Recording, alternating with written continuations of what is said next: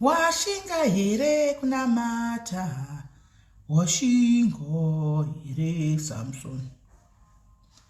Washinga here kunamata Samson, washingo.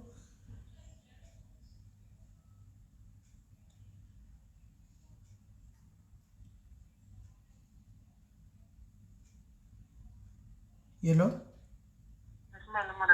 Mushe kanjani?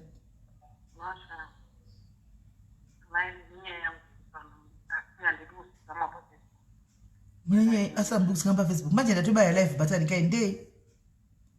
Matoba ya live batani. Asa msate ima msipopa na musipa live pacho inyae. Ya kana mabita zilaiza hiyo.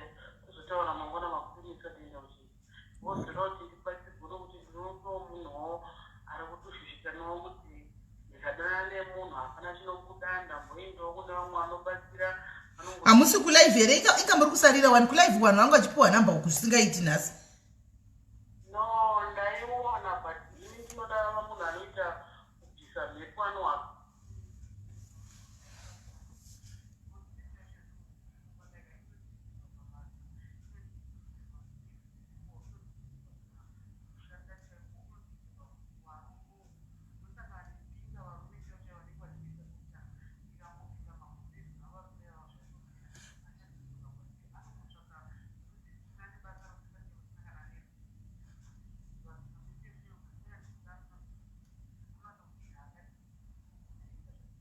But ndizvo zvandikureva kuti manamba angachiso yandi munozoziva sei unless you try.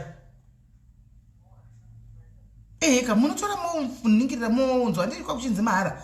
Munotora ukanamba chamaona idzopa modi monzwa nokuti inini mukandudza dambudziko munogona ndudza ndimona kuti dambudziko iroda vanhu vemweya vanobatsira ina ndisi munhu wemweya saka ndinotsvaka ndokubatsira isei ava vari manamba rokandwa manje ndo emweya chaiyo chaiyo yekuti vanyatsokudza kuti zviri kuitika.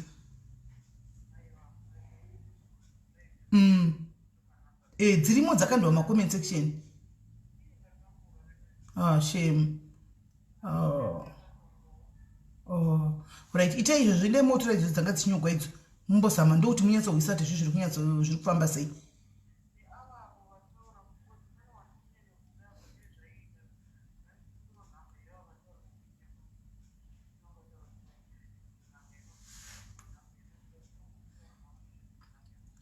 But ina handina kanamba dzemunhu wacho kuinyanga akachitaugwa apa ndima uchinzi kwa ndichanodzitsvaka ndozouya nadzo.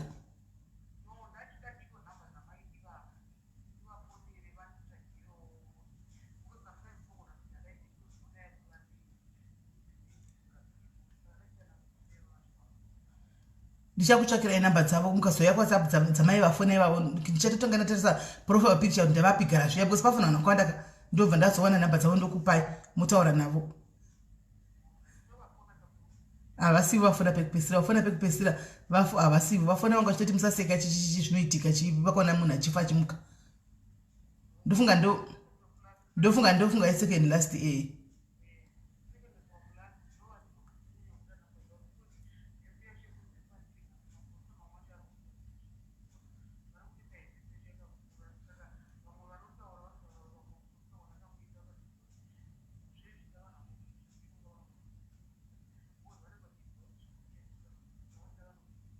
Kwemakaisiwa nani mhepo yacho iyoyo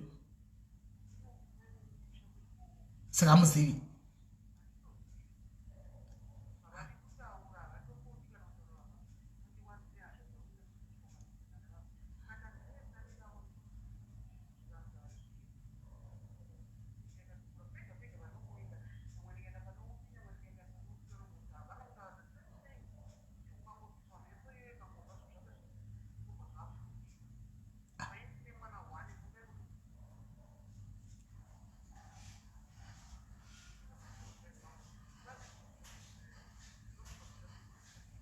Okay.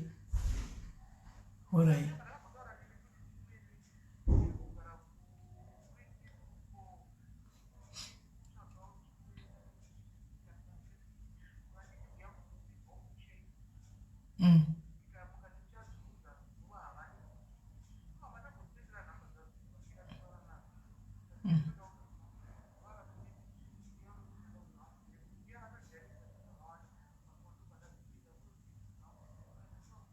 Ndokwamakushandira.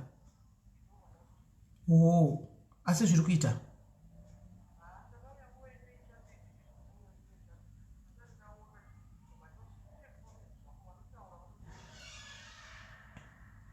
It's a busy place.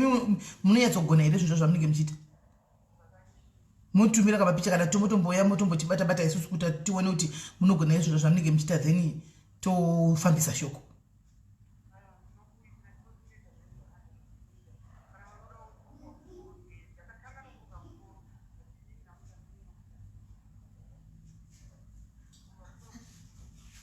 Oh. Sure, name me puyo yemuchazowana makastoma.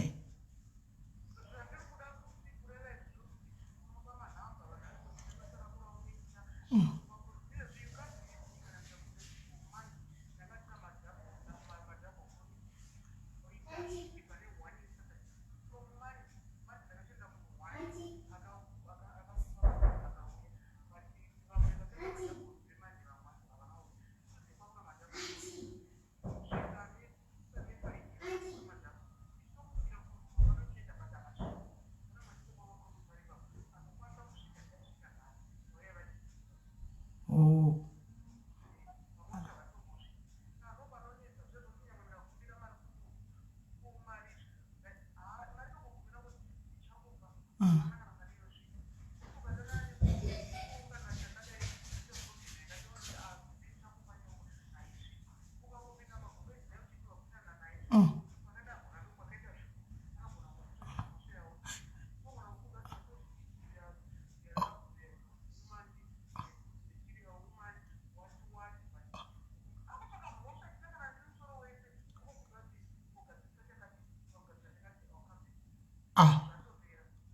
Kunge makadigwa chovava.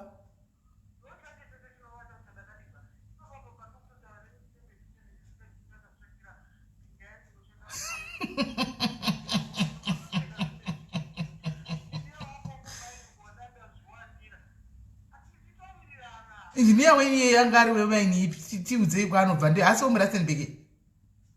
Oh. Okay. Umbrella ari wekwedu zviri sananda bvunza ndeweti. Oh. All right.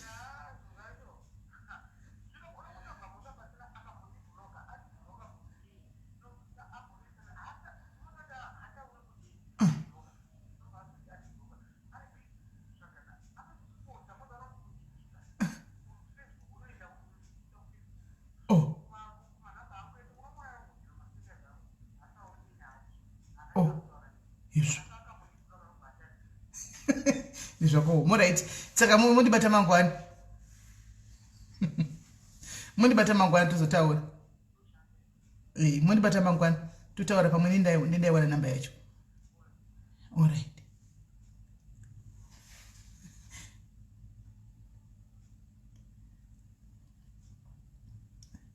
Hai madiaries. Diaries.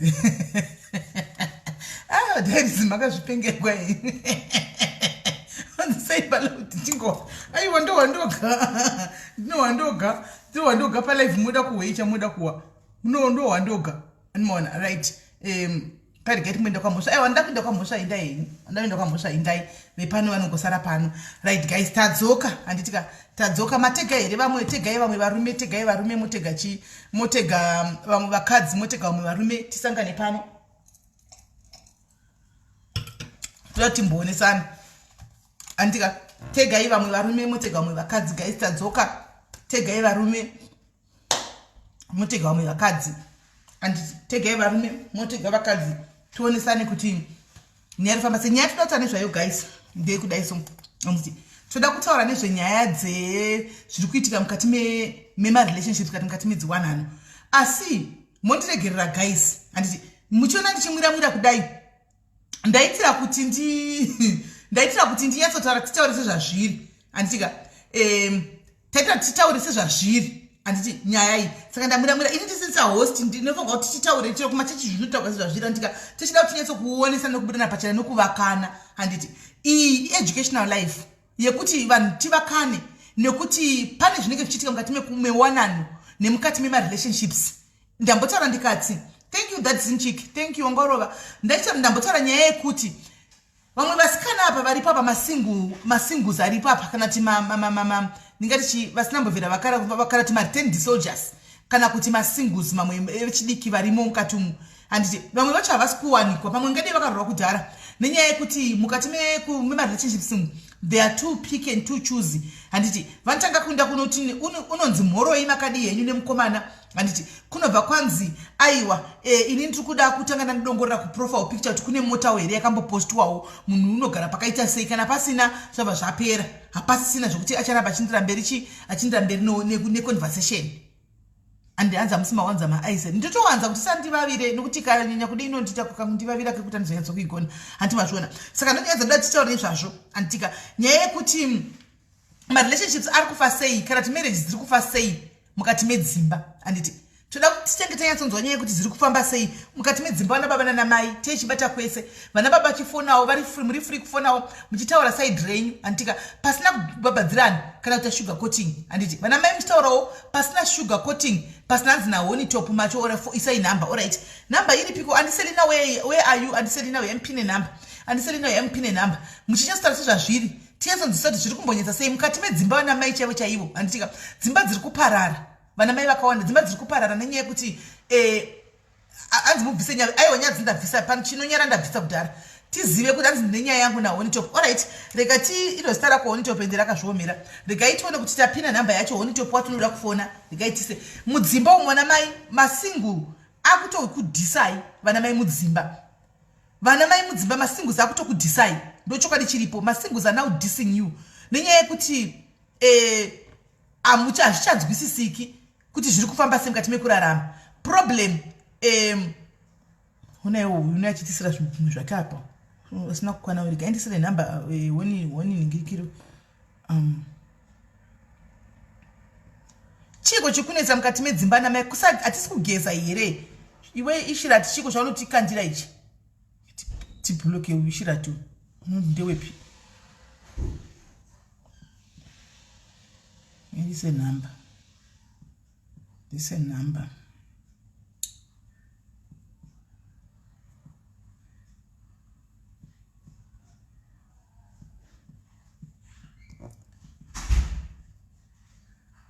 yabva yapino right namba yabva yapino toda kuti tinyatsoziva kuti zviri kunyatsokufamba sei mudzimba handiti kuti vana mai chiko chiri kuitika vana baba muri makuinda kuna mainini kudzoa kuchiko vana mai vachanake vana mai havachanaki here vakaiswa chinovava vapera panonaka here vana mai avo imi vana mai makungobudawo panze muchinotsvaka vana baba havachanaki here vana baba vapera chinonaka here mumba zviri kumbofamba sei vana baba zvikuru toda kunyatsonzwisisa kuti chii chiri kuitika imi vana baba kuti mubude muchizononyenga wononyengana nabheuzuko uchisiya mukadzi mumba mai havachanaki here dzangove mvura zviri kufamba sei toda kuti tiwisise guys I would appreciate very much if vana baba mukauya andichika muchinyatsotaura chaiko sezvazviri kuti ndine problem kuti ini kumba kwangu kunonetsa nyaya yekuti mai zvakadai zvikaida pamukuda havachakunakiri motaura tina hangu zvaiva kutanga naiko zvino zvasiyana handimaona hazvichaiti saka ndikaenda kwaMary kuchiri kufaya kune moto muzhinji kuda mai chikapa havachatambi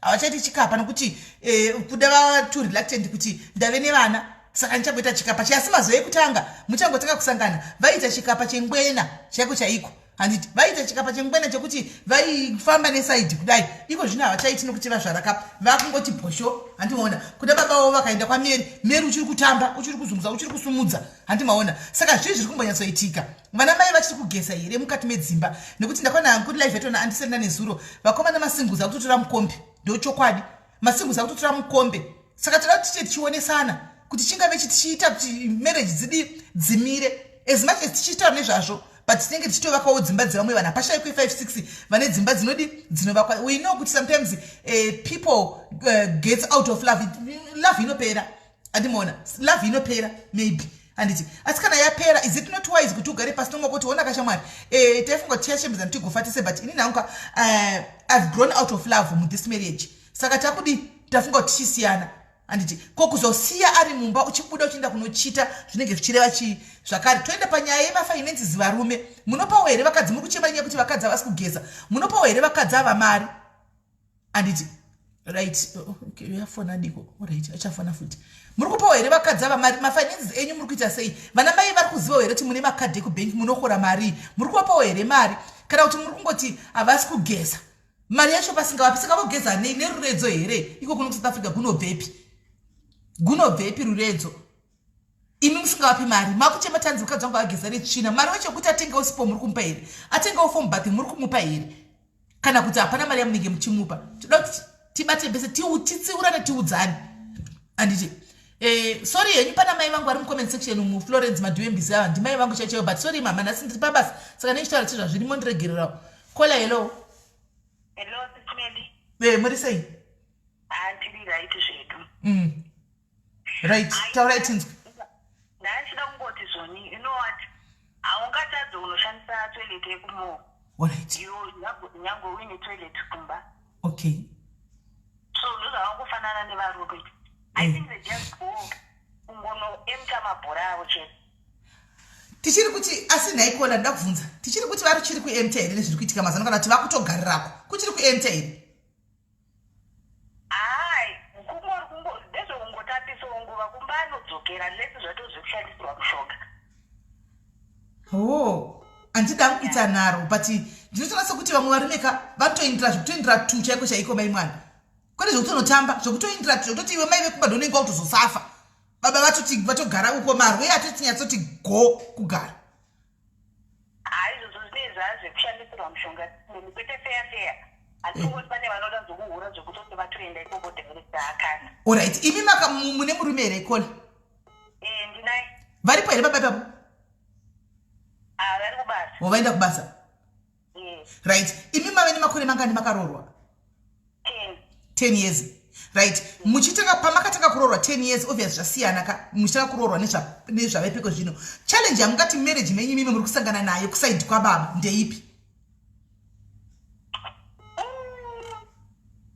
varume ndati vanogutsikana here handifungi kuti vanogutsikana here plus vakadzi kana taroorwa I think tinorelaxa too much okay handei famba itinzwe magezera ataimboita tiri vasikana ka nemagezera atinge taita tinomba ndopatinoswera takapfeka chipuling mumusoro mapijama pamwe tozogeza tanoda tonorara munhu anogeza ka1 even bhutsu chaichayo vakadzi vazhinji vari mudzimba kuti apfeke hiu chaichayo zvinotomunetsa angori matenesi nemasiripasi okay asi mukadzi wacho achizopfekawo hiri kuti anzi apfekewo hiri anenge anayo here mari yacho yopfeka hiri plus hiri hausiriwo muchenoka chete umwe munhu agona kupfeka maheels but anopfeka bhutsu yake iri flat yakanaka ndikuti ingori example yandiri kushandisa SIS MELLY yekuti zoni madresera waiita uri musikana nemadresera wakuzoita manje wamumba zvinenge zvatosiyana plus vakadzi kana munhu akazvara achizivi kuti chinoitika details kuita mumbe wako kunozvikuita sei kuzvishora kana kuita sei ende varume vazhinji vanoshora mukadzi especially kana akasununguka kana akaita vana especially akaita vana unotanga kuonekwa unge munhu asina kana basa unge munhu wemangamanga kuti mazamu adonha vamwe mastretch marks wazosimba wazoita chidumbu vakuenda kune vanechi vane maflat tummy nemachichichi ebheginafasi yakati kurei varume vandivana babangu vachidaro kuti haucha attract waita dumbu wave nemastretch marks zvidumbu apa mazamu adonha but iyewo murume wenyu mimi anenge achiri zvaanenge ari here pamakamuwanawo kana kuti anotochinjawo havaite here zvidumbu varume ava havadii plus imimiwo mubedroom menyu mimi kola urati handei panemi imi bedroom menyu here muchiri kuita chikapa chamaiita mazuva ekutanga kana kuti chakaderera chinotoderera SIS MELLY nemabatirwo aunenge uchiita kana maonerwo aunenge uchiita chinotochinja saka mudanidza kuti murume wenyu mimi light for instance right now hapana kuzake kuti ndiani kutaura ndiye umwe wevanhu ari kutosvora kuti because madai saka zvadai varume vanotoshora shepu vanotoshora ende anotoenda kune munhu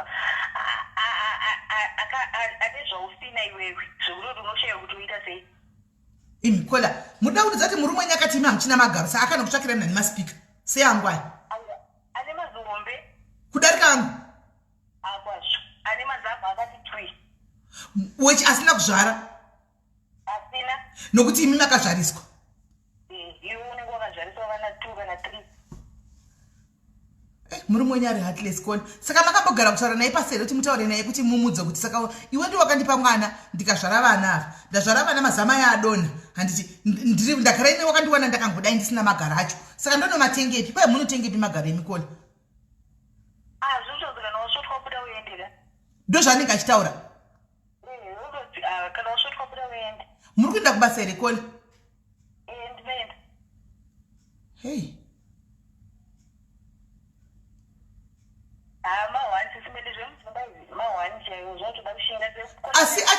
Asi achiri kuvata nemi here murume wenyu? Kana kuti muchiri kumbopiwawo even matsvoda chaiwo?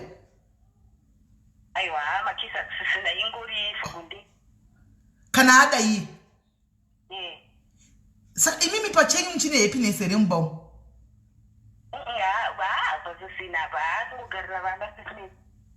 Asikana, ndatowatsitsi kana kuti ndichati kudii ndati zvatondirwadza. Saka mangogarira henyu vana. Makambotira kuinvolvawo here ningirikiri hama? Hama dzinombopindira here. Hama dzekumurume dzinongotora saiti rekumurume, hama dzemukadzi dzinongotora saiti remukadzi. Saka chihure chake chatove public zvokuti akuita chihure muchiona. Kwazvo. Hey. Yeah, mukuinzwa nyaya yakola guys, mainzwa nyaya yakola. Mainzwa nyaya yakola. Mambotanga vachiti small house yazodai but muri kuona kwazvaindaka. Muri kuona varume machinyiro, varume murimo mucomment section here. Varume murimo here toda kumbofamba nemi nhasi. I wish Kola dei vangotega murume wavo. Tanyida yanzombata murume uyu. Hello. Hello, SIS MELLY, Mulise. Muri sei hanzvadzi? Inini ndinofunga kuti vakadzi kana vamudzimba pane kurelaxa kwavanoita kana especially kana ane mwana. Pane kurelaxa kwavanoita kuti kana ndazopoya inini ndobandozodiscover kuti ko mukadzi ari kumba uku arikutadza sei kuita izvizvi. Like example ne ndogona tichigara mumba like muno South Africa ndogona tichigara ma one room yanditi kunoitiwa kana weight bucket. Unoti kana kuti wabuda masipeni wamboenda kwaenda uchidzoka ozowana bachine bucket rachine weight. Good. And then paunoenda kugirlfriend unoona everything totally smart, everything go. Saka atingati ipapo panogona tipatadza kupiwa mukadzi mari kana kuti shi. But ndoda kubvunza hanzvadzi yangu. Before usati wanoona bucket reweight riri kuti kugirlfriend kwakachena handi kumba kune bucket reweight. Chakutuma kuti ubude mumba uchienda kugirlfriend kuti uzonogona kukombea the two chi. Alright, ngatimbo like myself ndichataura nezvangu. Taura wakazvimirira example nevamwe. Myself, I'm a business guy. Alright. Ndinotengesa zvandotengesa like ndinofamba too much. Saka mukufamba imomo unogona kuzosanganawo nedzimwe zokuti muno muSouth Africa ndogara muno moti. Muno muSouth Africa kana uri munhu ane kamari wombicha. Pane dzazokutoti munhu ari kutoku unotopiwa that thing yekuti unotopedzisira watoda munhu. Nekutanga mune masangana nezvebusiness. Mapedza business wozopedzisira wotoona kuti munhu oramba chingomhoreswa but mune mapedza nebusiness wopedzisira kugana nemunhu. And then obva wazopiwa mazirabhu aya ekutoti kumba kune zvisiri kuitika kana kuti breakfast raunoitirwa padeni kana kuti service yacho yese inenge itori dhakwa. Okay, Mira. Wataura nyaya yebreakfast chimwe chii let's talk about you. Chimwe chii pawakaenda iwo wazodana nemunhu chawakanoona breakfast chawakanoona kuti wakakombewa kuona zvatosiyana chimwe chii? Alright, ndichadaiso like April yapfuura iyoyo. Ndakatumira family rakaenda kumusha chinobhadharwa something kumba kwavo anakwanisa kuenda ni. Ndakasara ndega and then ndakaisa bipi kumashure ipapo. Ebiroro anamboda uri mudzoti tine munhu to be honest. Rakati chiuya wardrobe yegara yakaloka. Kuti pane zvinhu zvemunhu akasiya panapa and then mune chinhu chebusiness then I understand. Alright. Like service yandaitiwa nebhebiroro paranga riri padeni vakagara musha family yangu yagara musha for 2 months. Alright. Saka service yandaitirwa nebhebi iyoyo zvakandifosa kuti mukadzi akadzoka but ndakazodiscover kuti zvinofana nekureplace fridge necooler box kutora munhu ari kunze uchimuisa padeni achazoita sisemo ndobva ndazopedzera kuti mukadzi ngatsoke ndaona kuti munhu anozopedzera maybe pregnant kana kuti asingachakwanisi kuita. Alright, saka paakanga mukadzi ari kumusha apa chawaitirwa iwewe chakaita kuti unyatsokufara kuti kugirlfriend kukunonyatsokuita ndakubata nyaya yebreakfast neusmart wati kunekukwa kuri up to date pasmart apa ukati breakfast yaunovidikigwa chaiko zvitomatisi zvinenge zviri pasaidi zvimapotatoes zviri pasaidi breakfast vakuru chaiyo even presentation yefood inenge yakanyatsorongana chimwe chii. Alright, kana pasex apa pabonde kana pabonde munoziva kuti pane full room yaunogona kupuwa nemunhu wokutoti mozati pambanga ndogona kugara maybe 2 days kana 3 days nini ndimunhu handimwedura ndipe ndimwe anofanira sex saka ndimunhu asingakwani 3 days dzakazonde 1 day kugara usina sex. Unoda pamberi stereki iwe unoda pamberi stereki too much azadzi yako saka unodla mushonga mati haiwa hatine mushonga dzangu like ndo industry yangu because handiende kubhawa handiende kupi nekupi nini sichanongoda padenga ndikuti ndogara ndiripo even every day I have no problem on that saka musikana anenge auya handiti anomake sure kuti unotofidwa chazokuti unotozova dating but manje mukadzi anenge ari pamba uyayo kumukwa leiti hapana kana everyday ndofana kundichitanga kunge musikana ari kunze everyday ndofana ndichitanga wozopesa ndafila kunge ndakunetsa handichabvunze manje ndatorara chete handichabvunze of course handabvunza ndimwe handiti but why everyday kuita kunge ndini ndinoda kuti pajiwe pamba something like iwo vatombode kudya kwacho pamwe mukadzi wako haana kuwana ari mudiki rekuti anonyarawo taanenguva kuti inini nditori mudiki asi iwe chero uri mudiki zvokuti uzonyanya kuda pamberi kudai wakazvidzidzirepi iwe zvokuti unotoda kana everyday wakazvidzidzirepi naiwe hanzvadzi kuti everyday unongoda chini daily unoziva kuti chinhu chodambuka here iwe aiwa kondezeiko zvinochengeterwani hachichengeterwa zvacho zvemunhu asi daily here iwe aiwa handiti handamboti daily nenchida but that I have no problem kana daily. Okay, alright. Saka uyu girlfriend unogona kumuka usiku otanga iye kutotanga kutoita zvinhu zvacho zvinofanira kuitwa. Girlfriend not wakazara unotanga kunetswa so. Okay. That thing ndinotifarire ni. Alright. Muri kuzviwa here vakadzi mucomment section kwai tinoda kutangwa tinozvifarira kuti titenge kubatwa girlfriend usiku haivati inotaka kutomuka ichitokubata girlfriend apa mainhiya munenge muchiinda kukona kudai mogorofa muri kukona kudai baba voita kunge everyday ndo vanongoda iwo usingadi kwai toda kumbotangwawo mapawo maipata kakonikikiri point indiri kunyora pasi right hande mberi alright other day ndakabuda pasati padzoka ndichine girlfriend iyo ndakaenda kunotengesa ndaidhiliva ipept ndobva ndakaita late ndakanonoka kuya because ndakati ndiri kudhiliva imomo ndobva ndaita futi imwe custom ndobva ndafonera kunesa ziyaziyati ukupi ndiudzwa straight kuti uyatidesei timbotamba chinwa madam kutoti uyatambea ndikati handikuya madam ndo vakati atitambe kana kuti girlfriend yakati atitambe chinhu masikati kunepa ziyazitotonga kutonesa ndikati aiwa ndikatesei aiwa mukadzi wanga uya ndikaitotisa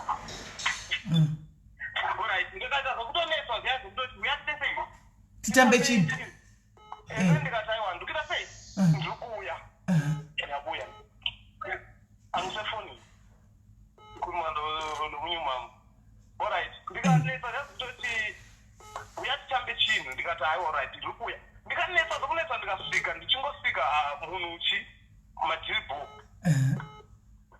saka zizozodze kumba ndotanobva ndaona kuti kumba even a single day ndogona kuenda the whole fucking day hapana panonzi kuri upi uyatimbodai kana ari masiku kana kuti ngonzi every time unofanira tichikumbiri ona saka izvozvo ndobva ndati pane difference yevanhu ipapapa ndo zvinozoita kuti munhu aenda sadzoka alright asi ivo vakadzi vako ava iyo girlfriend yaikuti uyatitambe chinhu masikati ichi handitika yekuti yatambe chinhu masikati girlfriend yako ine mukadzi wokumba ipo panyaya dzekukwirana chaicho chako apa pane difference pavakadzi vako kuti zvakangofanana hazvo.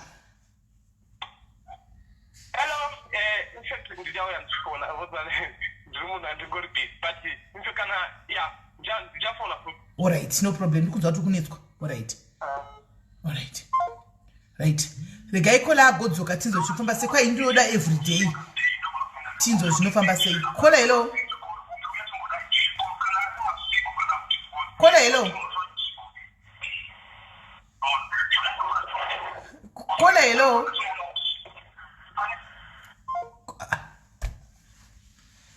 Kola unoda chinhu every auchadzoka ndoda kunyatso kundine mubvunza ndoda kunyatso kuhwisisa kuti zviri kunyatso kufamba sei ndine mubvunza ndoda kunyatso kunzwa regai agodzoka. Kola hello. Kola hello. Yes, zviri sei? Mushe makadiko. Mushe. Ndangachida kungotaurawo pana budho wabva kubva apa. One thing that I've realized varume chavanotadza kunzwisisa ndechekuti vakadzi zvatakasikwa tiri so.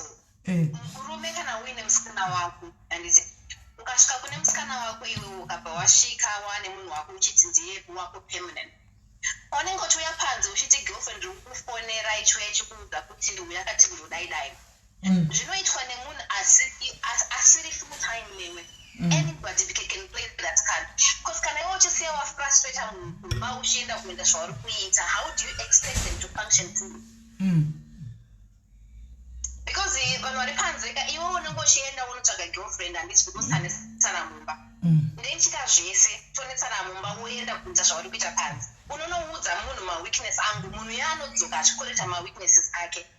Ndingobuda ndingobva nditore fangu ndiende mudzoke avagare vese kana 2 years. Anogara futi anonotsvaga futi mumwe because inenge yafull time job hapasina wokufrustrata. Chihure chavo chavanenge vachiita chinonakidza pana ari kurwadza. But no, alright. Varume vachita chihure, varume vanenge vachita chihure chavo that one iite chiziva nditi. Let's focus on us. Ukudinzwa kola? Right. Let's focus on us, alright, vari mudzimba vacho anditika kuti chii chatinga isusu semadzimai ari mumba anditi what can we do anditi how can we improve maybe kuti tione ivo varume vachauya tichavananaira varume tichavananaira pavachauya tichataura maweaknesses avo handi but kusaidi kwedu isusu vakadzi anditi tiri kugeza here sezviri kuitwa nevanhu vari kunze uko andika tichiri kubika here semabikiro ataitwa varume vedu before anditi tichiri zvataita zvisi tichiri kuzviitawo here kana kuti we are now too reluctant sekutaura kwazvaita chi nevamwe vapano kuti reluctant bucket reweight rinenge chiri mumba kana kuri kuno kusa kwokuti unowetera mubhaketi. Okay. Ipapo handizoziva upapindura zvangu but uchipindura kune zvimwewo zvisiri zvemabhaketi reweight. Varume nyange ukageza nyange ukaita 360 ukapindura ukaita sei kana achingoda kungobuda anongonobuda. Vanokuudza kuti isusu varume kana tada munhu wedu hatidi chinofunga nezveweight zvedu. Vanoenda vachinotamba panze tobva tasiya ipapo. Saka iwe mukadzi ukabva wazvibata ukabva wazviziva zvinokugara mumwoyo because hapana paungapindurwa nepfungwa yekuti okay murume wangu aida kunotamba as long as adzoka kumba. Hapana anoda murume wake kuti atsauke achibuda panze. Hapana murume anoda mukadzi wake atsauke achibuda panze. Kungoziva kuti munhu wako angoenda somewhere zvinongotora something paunion imuso. Saka unopedzisira kungoona kuti unosvika pakuende kuti unotindivara nepain wotanga kuchingosiya zvimwe zvinhu vangu vakungoita murume anenge angotora for granted because vamwe vanenge vachingoti hapana kwaanoenda yet kana maybe murume ari breadwinner. Saka varume kana vada kuita zvavanenge vachiita ndo vanotonoudza vana marwe vavo zvino panze usingatomboiti haite sei iwe unenge uchingoitawo wakatogara because kana waroorwa wakaunenge uchitoti this is my home hapana paungaroorwa wogara negumbo 1 pan. Right. Pane a very interesting comment yataurwa nasomebody else mucomment section. Hanzi varume ava ndivanoita kuti tichinje. Handikuona pandiri kuenda napo engula ndayanaenda kubvunza yaya. Hanzi varume ava ndivanoita tichinje. Zvichireva kuti kola zvavanga vari naiko zvino vachinja because of chi maybe zvavari kuitirwa nemurume uyu. But as much as we want to tichiziva kuti tiri kuti hedu varume vese vanohura chero ukageza sei varume vanoita musikanzwa chero ukadii murume kana ada kuhura anongoenda. That one is true, it's a fact and hauna mugoni munhu uyu. But isusu vakadzi, should we just sit home and relax and do yes and abandon our bodies and ourselves? Chingoti murume kana ada kuura anoinda here. That's where my question is. Ipapa. Just maybe 10 minutes or 15 minutes. Go ahead. Go ahead.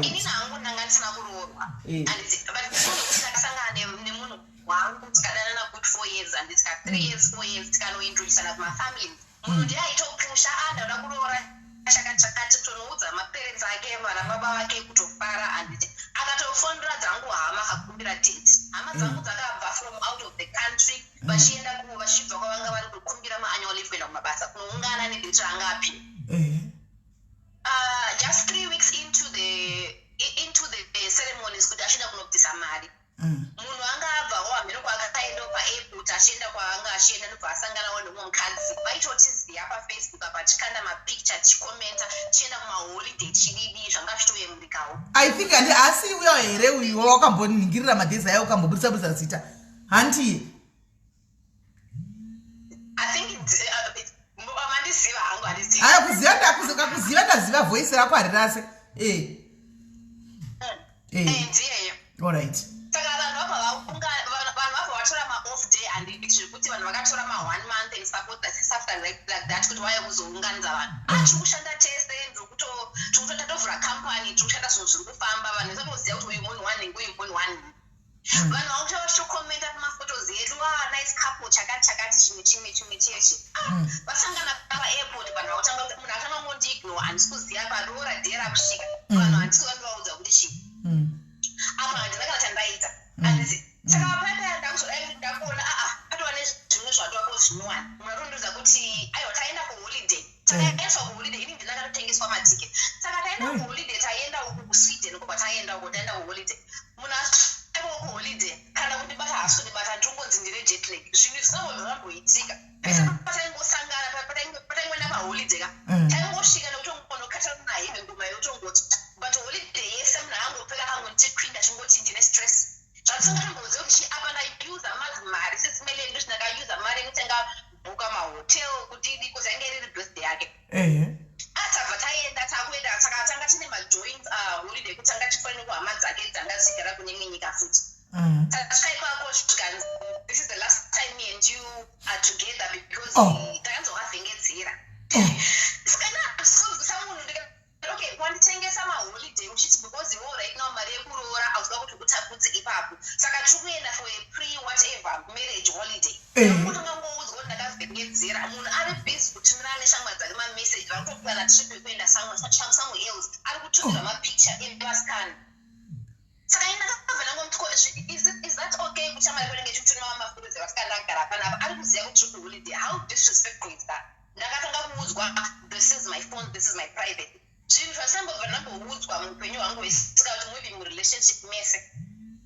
muri kunzwa saka zvadaro payapaya vana baba vacho vakutonditi vakuziva nyaya yacho aiwa ndakasvika paairport ndakuti ndakudzoka ininika iye ari kuenda kwaanga achienda unoziva ndakashurwa so sisimeli paairport papoint yekuti iye munhu anga aya nemission yake yekuti munhu wake wanga asangana yanga ari mother of 3 but vanhu vaya vanga vaine mari whatsoever saka athink akabvaudzwa kuti nine musikana wangu kuti arambana saka iye akabva achokerega ndinoramba naye zvakanaka face to face ina ndakandikuziva ndakazongoudzwa nemunhu iyoyo nemukadzi uyoyo patakazokwanisa kutaura tese saka munhu yaatanga kushungurudza paairport I've tried to work things out with you but aushandike newe apa handikuziva kuti mhosva yangu ndeyechii ndangocreatirwa nyaya munoziva ndakaita ririma paairport so zvekuti munhu akawalka into immigration pasaidi rekuti handikwanise kufamba ndakazhamba paairport zvekuti ndakungoramborohwa nechadzimwe zvekuti hausi kuziva kuti chiri kuitika but one it was not kuzhamba kwekuti ndiri kuzhambira kuti ndarambwa aiwa but yainge iri confusion yekuti okay takara ne3 weeks kuti vanhu vaungana umwe watokwira ndege watoenda kumba ini ndinotaura ndakamira papi kuti apasina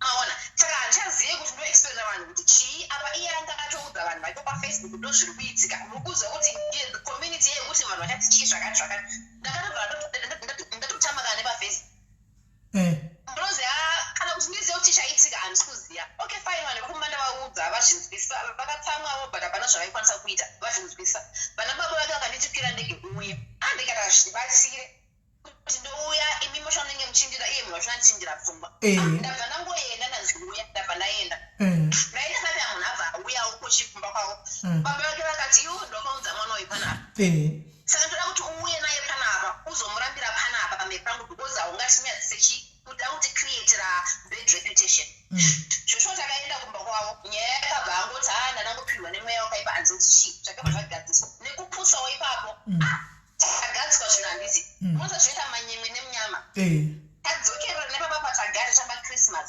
nhumbu ndobva yabata matwins vapapa one time hey sisipeli ndakadiwa zvekuti kana ndizive kuti handizimbozive kuti ndakabva from 100 yekurejectwa to 100 yekudiwa to praise hazvina kunzwisisika maona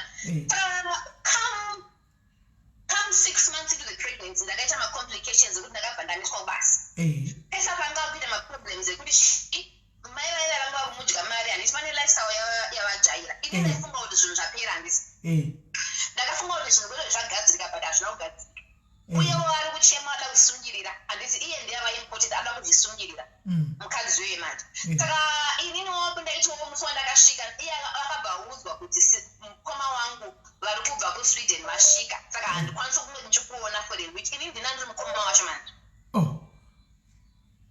saka musikana akauzonzi mukoma wangu sakawo akatobva kunorara kumba kwemusikana uyu achibva akwira ndege ndobva auya kusvika nosangana kuzimbabwe handiti asvika kuzimbabwe kwekwe saka iye manje aienda South Africa saka inini ndakanga ndabva kuwedding so I had to go by road because ndine vanhu vananga ndichiperekedza vanga vaine zvinhu so tanga tine mwana wake watanga chamba naye iye ndobva akwira ndege nemwana ndobva vaenda saka anga tifanira kuzonditora pamesina because nhumbu yange yati kure zvikanzi handisi kukwanisa kuzokutora because right now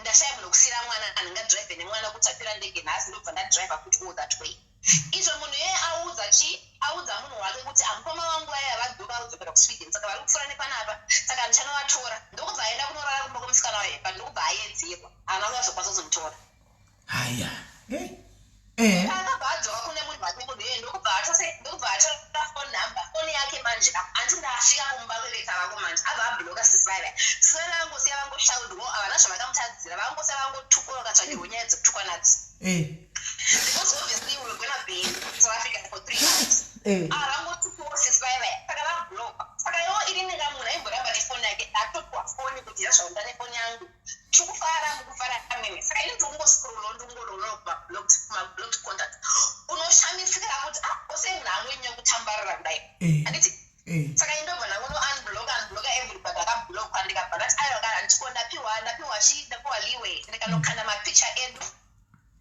ndikuona mameseji apinda paipa pamawhatsapp saka iye anga akabloka musikana but angasabloka dzimwe hama dzemusikana wa ndobva vaona maphotos iwaya ndakanda pastatus pake vashirwa watanga kutumira mapicha manje saka wandibloka because musikana wako auya takati ezvo ndobva ndangotoro nhamba ndokubva ndatanga kufonera musikana wayo ndangoona mukanda usa rangu mamessages ako woman to woman ango ndingobvunzawo zvangu kuti chii chiri kumboinyokuitika zvikanzi munhu wakandudza kuti makasiyana makasangana kupi takasangana muchiri mese paairport musi wakati wakati but akanditi haasi kufara ndakati zvikanzi akatoti asina kunokuroora because iwo utori wanted tori pawanted list ukutsvagwa ne-mi5 ini hezvo this is news to me ndakatumira mamessages ese akanditumira mavoice notes angubuza sesimeli apa ndiri kurwadziwa ndiri paairport ndiri kuchema munhu ari busy ari kundirekodha paairport ndaka paairport panaita ndakachema paipa ndakaya ndikasumudzwa namupilot so vakanondigarisa pasi because ndinatsokaitombone kana uchi chiri kuitika ndakafulaya ndege yese ndakagariswa kupulpit because vanga vakundityira because ndaita kudedera ndisingatombozivi kuti chiri kuitika neni apa munhu anga wadagi kuzondirekodha ukanopashi musikana wake mamessages kuti arambana maona saka zvaperazvo apa ndaane nhungu ine matwins okay munhu aya akumbira regero murese aya akumbira regero ndafunga pamwe chiri chese vadzokera nafuti vanhu vaya ndakatanga kushurwa ndikanzi ndichasvodza mimba and veshua sesimeli ndakaposa ndatofa ndakaenda still birth at 8.5 months yo ndakaenda through grief ndega muri kunzwa ndega ndega apana kana hama yake kana wana akandifonera.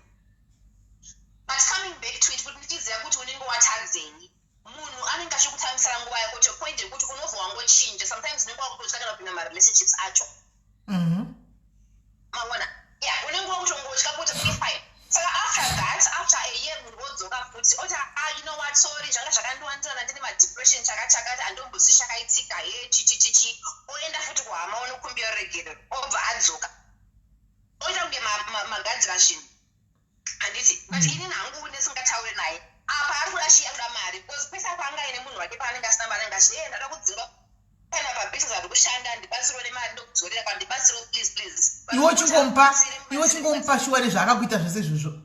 Sometimes unongo usingatongode munoziva kana wine sometimes unongo ne moyo wokungoti unongo chingori ne moyo mutete. Ini ndine moyo mutete wokungoti chero ukanditadzira ndogona kukubatsira but zvinenge zviri pakati pako naMwari wako. Muri kunzwa?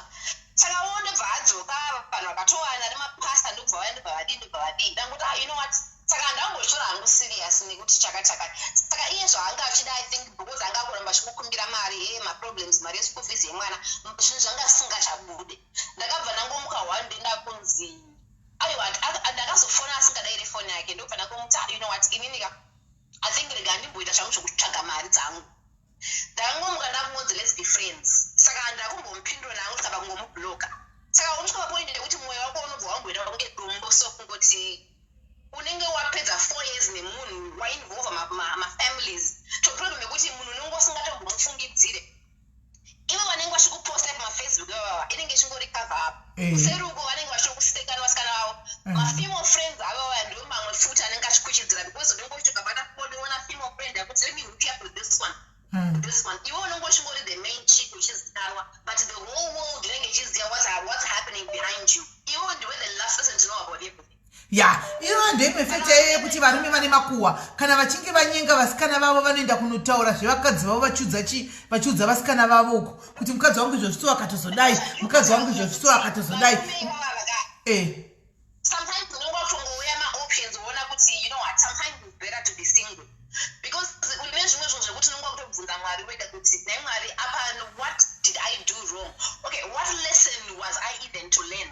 Panenge pasimborona kana lesson for you to think other than do not trust people because when you show munhu ari naive and full trusting uchingoto to trust vanhu because kana iwo wakunzi you're now engaged to be married unongochifunga kuti you're in one accord ndo mamiriro ari kufanira kuenda zvinhu utoudzwa kunzi unoshavira kusaroorwa iwewe kumba kune mhepo I've tried so hard kuti ndinge chiroora but zviri kuramba asi iye munhu ndiye ari kuita zvaari kuita iwe wakamira pachokwadi. Saka sometimes usvika point yekutombozvibhilivha kuti asi ndine mhepo dzausingatozive unosvika papoint yekuti iwewe unondochinjwa your narrative nemunhu to point yekuti you start doubting yourself. Sometimes inini I came to a point whereby I started doubting myself. Therapy ndakazondibatsira to point yekuti I had to start learning to move on but ndanga ndastagnant ndastuck to point yekuti ndangoona kunge mburi varume vangofanana kana ngoti munhu anenge achiuya nemagood intentions ndatongoona kunge zvisingatoite. So varume vese wakutongovaisa mu1 bracket vese. No, you come to a point yekuti iwewe I think your fate puts you to the point whereby unenge waone that fear inokuholda back. Saka unenge wangoona munhu akangoita something wakutongoona red flag you quickly pick a red flag wodraw back even though sometimes kana mistake iri genuine unenge wakutongoona red flag apa munhu wacho anokupinza murudo to point yekuti kubuda kwashona unotoneseka anoramba achingokutamba iyoyo because unenge wakapinda mukati ameno zvavanoita vanhu vachoso unotostruggle kana vanhu vanenge vachitokubvunza unongoona shiko pane munhu iyoyo but iwo kuti ubude avatobvunzisa kuti you are actually stuck down deep down haukwanisi kubuda kwashona kunotoonedza kuti ufloat back up but once wangofratira it's just like you can't even turn back. Saka to answer varume I think munonyanya kutamba nemoyo yevanhu zvekuti sometimes vanenge vasisa kutorei that much serious. Vanhu vanobuild walls around their hearts to point yekuti munhu wachona kana akazoya ari genuine sometimes zvinonetsa because men sometimes vane similar behavior yekuti anouya asingatokuudze my intentions ake or anouya achikuudza their intentions but then they start acting differently from what they say they are intending to.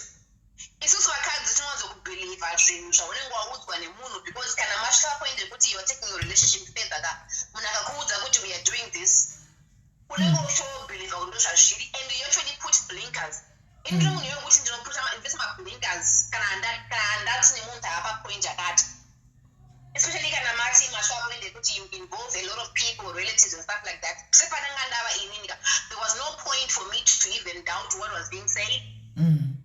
But I was the last person to know. Hey. And it came as a shock. It cut so deep because it was not something that I expected or that I saw coming. Now that you have said it, kind of, and this other girl, we could like akaita mwanani this other guy and topinda na ichechi msikana ye aita mwanani this other guy manacho ateta mwanake manacho atenda kuma atoe kuma 4 months 5 months anga tipi maternity leave and it mukomana was promising a heaven and earth and it Friday maneru the guy came and it akagara nemsikana ni wake yeyu akatoita night nemsikana kuma 1 am Mkomana akati ndakumuka ndakuenda ntika tomorrow I'm not coming to see you. I'll come and see you on Sunday because mangwana I'm busy with something. Kana mbobuda guwa mkadzi kana mboziva chiri kana mboti kudi. Mangwana makuseni achimuka msikana akamuka nema phone evanhu vaimfonera Facebook ichirira Instagram ichirira and people sending you messages and my pictures and what not. Wakarara kotoona murume wako baba mwana wako wachichata akati chii zvikati mutauni mune muchato womuri kunetsa mutaundi mwato vakatobhuka zvemanhingikiri zvemabhiza izvi zvekuti vanenge vachifamba mutaundi vachionekwa navanhu vese izvi handiona zvikati tamuona akati hakuna zvinhu zvakadaro munhu handine yabva pana pamakuseni na1 am kuchata chii zvikati zvechokwadi kutumirwa kudaiso kuenda kufacebook kudaiso wanike mapicture splashiwa all over maimwana munhu wanga anaye munhu wanga nemaplans naye akachata neumwe munhu the following day iroro mufunge akanopoison wanted to kill herself but I actually understand because kana usina strong support system ka unopinda pane point yekuti inini with everything jekuti I can still birth. Luckily I had my family, I had people around me. Zvakanditorera a year to actually start sobering up. Ndasober apo kudhara munhu akabva andinyorera ziku email rekuti kana nemotion ndikakunyorera isoka uri apo munhu atende uko ndakatumirwa email zvekuti okay fine ndokumbira onjegero please forgive me. Forgiveness is not for you, it's not for me but for you. Forgive me. I would just like us to be friends. Anditi ndakaita hasha pandakaverenga email yoyo soka ndikati but munhu anombondiona kunge ane so munoziva vanhu vangondisita sometimes mwari vanenge nzira dzakadai dai unoziva it's the people as well around you vanenge vari maybe because I know I can believe with my family they didn't see it coming saka vanhu vaive kuti I think at some point it was a shock to their system havana kuzvibhelieve zvese zvakaitika zvinhu zvekuti when people are just clouded by shock to the point yekuti it's so surreal you can't even believe that people can do things like this. Saka zvinhu zvekuti wega soka unosvika papoint yekuti unongoti nhai mwari unongotsvoda relationship so but ozongotauisa mabreak kuti sisi manenge akutumira kana email achina nemega munenge makungoti aya ude utsinye why can't you forgive me zvakadaro handiti nemega mukaiverenga email yoga munogautobuda kana musodzi ungoti neutsinye zveshuwa ndakaforgiva munhu kandikabva ndatanga kutaura nayewo and things have looked like nothing happened like havana chakatogoitika 5-6 months tanga showirana making plans and stuff like that all of a sudden munhu abva angondichinjira futi saka unoziva kana munhu anga ine pattern yake yaangazvita kana akutanga kuita zvinhu you quickly pick it up saka ndopandakabva ndazvibudisa mazviri slowly ndakutoona panapa this is a dark place that I don't want to go back to saka sisi vangu vakabva vazofona vachiti kona ichi chamuri kumboitika naimi because vakabva vachichiri kumboitika 1 minute matifadha 1 minute makuita zvakadai so zvikanzi munin'a wenyu ndiari kuramba end of friendship zvikanzi but how do you start dating somebody wodzoka watadzira munhu wokumbira regero then the next thing you want to be friends ndakanzi une munhu ane mwoyo wakanaka I don't want to lose you our relationship iri kuramba but I would rather be your friend ndikamuti aiwaka don't you have enough team of friends zvikanzi havana mwoyo wakanaka sewako you know what I mean saka ndobva ndakabva ndangoti you know what ndakabva ndabloka saka ndabloka kudaro zvikanzi nasisi wangu zvikanzi don't worry munin'a wenyu munhu akanaka maiguru munhu akanaka stere acho hanzi shure yangu ndeyekuti mwari vambe munhu akaringana naye and mwari havadhakwi zviteshuwa mwari vanobva vangokukandira vanobva vangokurova nechimwe chibhagera so kuti there you go zvakaringana newe but again unenge wane that fear kuti umwe munhu kana usina ukashaya kana therapy that very person anogona kungofira the sins of the other person. Because unenge wangova very alert at anything. Saka unenge wangova any stealing mistake can just trigger you. A place to a place where you don't want to be. But do we have mukadzi comment section not andinamborwadziswa nemurume? Do we have, like, I would like to see that one. I know ever since I started dating this guy, ever since I got married to this man, I'm happy. And I was never hurt. And another girl and whatnot. I would like to believe with all of us here, one way or the other. Wega ukasfunga ka gribetu chero kamtaza ukaza wakamuregera ukamtaza kuaisoka unombodzinguza musoro kuti but munhu uyo anongonatsa kuti ndirichi ndakwana ere kana ndakakwana. I think so. But as well isusu vakadzi kuti we are our worst enemies, because sometimes wanenge uchi arigandite get a touch base with his female friends unotoudzwa magara moyo utoza kuti akashohurirwa uri stupid chemunhu vanotokoshesa mafemale friends avo kutopfuura their relationship. Utokudzwa kunzi iwo ndo ungatoende, you know what I mean? Wobva watongona nayo hapana mazvina zvinakumira mushe. And vakatowanda vatoripo palife penyu apa paSIS MELLY. If I was to even give you names munotoshokeka. Vamwe vacho vanokadzi vevanhu vanenge vatokupa maadvice.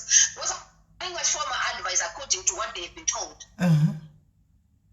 Yeah, but isusu vakadzi vacho now we are our worst enemies as well, because munhu iyeye kana aine murume wake. I'm seeing only one person, Mati Raisi akaropafadzwa, she's blessed.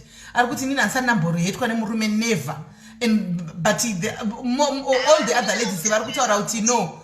I will tell you kuti never say never, because zvinongouya like a whirlwind. So if there is something that you can say and say never is being hurt kuti andimbofana kanzwa ari nemurume. Trust me, paunenge munhu wakatemba ndiye anokudisappointa usingazvi-expected.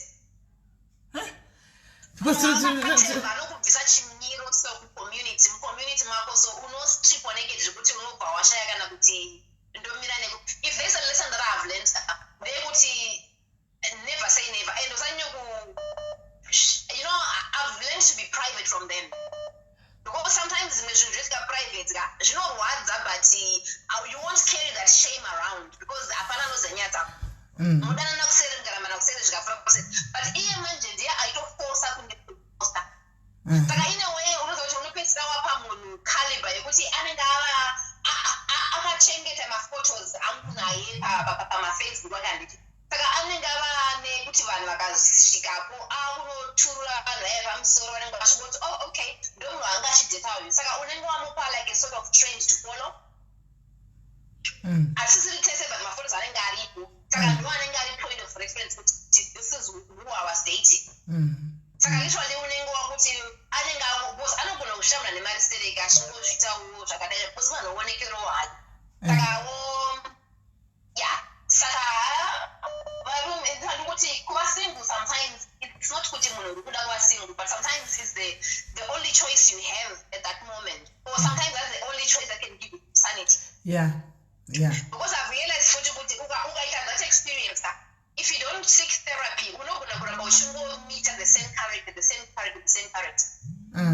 Because what my dad used to say kuti ukaunganidza vanhu vaunenge wadata muupenyu hwako, if you add them you come up with one person because you look for the previous person in the next person. Saka wadiwambochinja criteria yekuti you look for something totally different. Yeah, because if you look at it ukatarira kuti wambodana naye maybe the one before, the next one you'll be attracted nemunhu anenge ane maybe similarities or similar qualities kune munhu waunaye or munhu wanga uinaye. Yeah.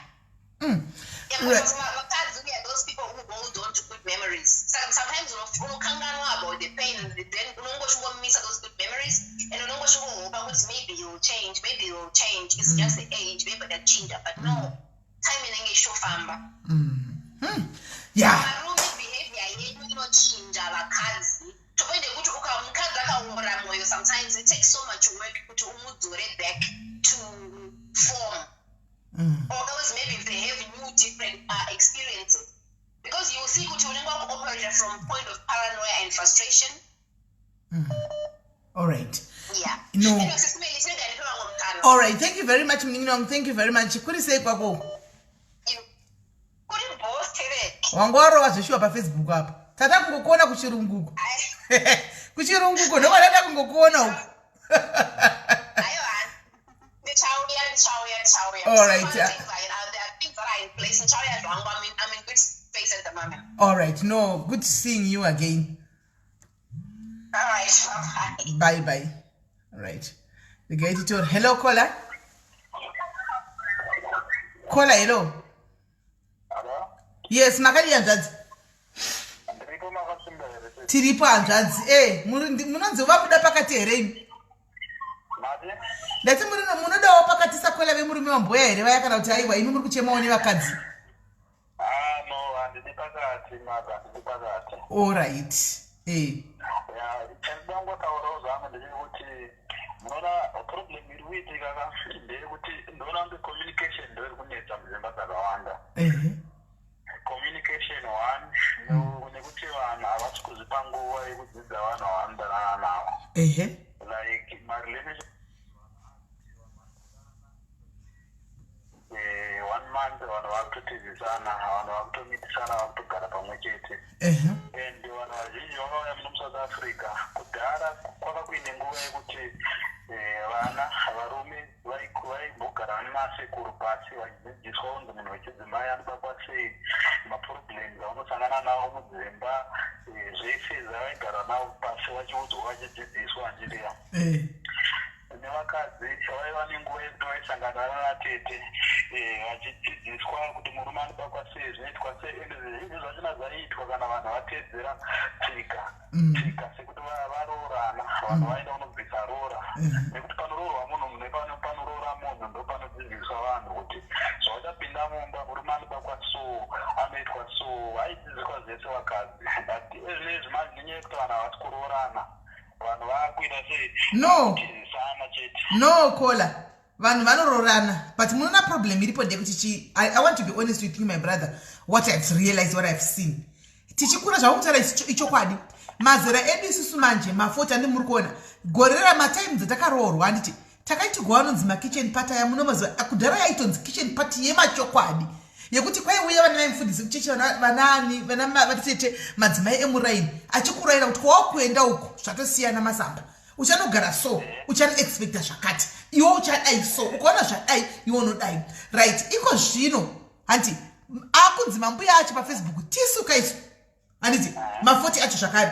Takuya pana pakuudza vana vakuti okay, matumakurira takati tamanija kugara mudzimba umu makore akawanda kudarika 20-15 years 20 zvichinda zvakadaro handi regai kudza kuti takamanija sei patataka kuti vaudze kunonzi hatitwe izvozvo isu isati tambiwa iyoyo. Remember 2000 vanatota amapiano aya isati itwe izvozvo isusu tozati akahura hatinyengereri ende zveshuwa havanyengereri ende zveshuwa havaudzwe. Saka pakadara muri kuda ndipo paita era ipapo, ndopaita era ipapo pekuti hatichakwanisa kuti tiudze chivana vakuti no so kunonzi ndakambotaura topic yekuti vakadzi pfugamirai varume venyu sometimes muchiva pachikafu zvikanzi hatibati mabva akasasvuka kupfugamira munhu kuti ndimwari. Munoona unopesera wapusa iwe uchida kubatsira vana vacho unopesera watopusa. So akapenzwa muri kutaura izvozvo ichokwadi futi chandinoyazoona inini idzidziso iri kushayikwa muvanhu idzidziso chaiyo. Vanhu vanodzidziswa dzimwe dzenguva vanodzidziswa havateereri, like zvavanoudzwa zvinopinda neimwe nzeve zvichibuda neimwe nzeve. Chimwe chinhu chandinoona futi isapoti, vanhu havasi kusapotana mudzimba. Pane kolambofona murume anga achiti ane businessman what ifanira kuti anenge ari businessman achigara nemukadzi koza mukadzi iyeyoyo haana chaanomudzidzisa pakutsvaga mari, haana chaanomubatsira kuti mukadzi abudirire muupenyu. Pane kakudzvanyirira karipo so pakati pedu isusu varume, kakudzvanyirira kekuti murume anoda kuti abudirire ega, anoda kuti aite mari ega, mudzimai asaite mari anogara ari mumba asina chaanoita, which means mudzimai anogara ari muranda. Ndo zvimwe zvinhu zvinoita kuti vanhu mudzimba muite chihure.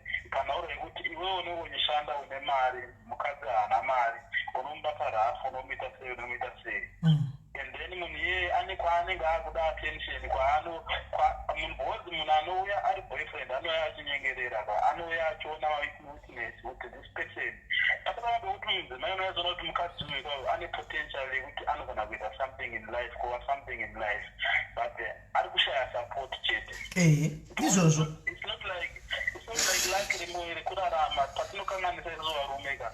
Dzimwe dzenguva kune umwe munhu wekuti ane laki chairo rekutsvaga mari, munogona kutambura mumba mukadzi aine laki rekutsvaga mari, but because iwe hausuda kuti mukadzi ashande, hausuda kuti mukadzi atsvage mari, unofa nenhamo. Iwe hauna laki remari, mukadzi ane laki remari.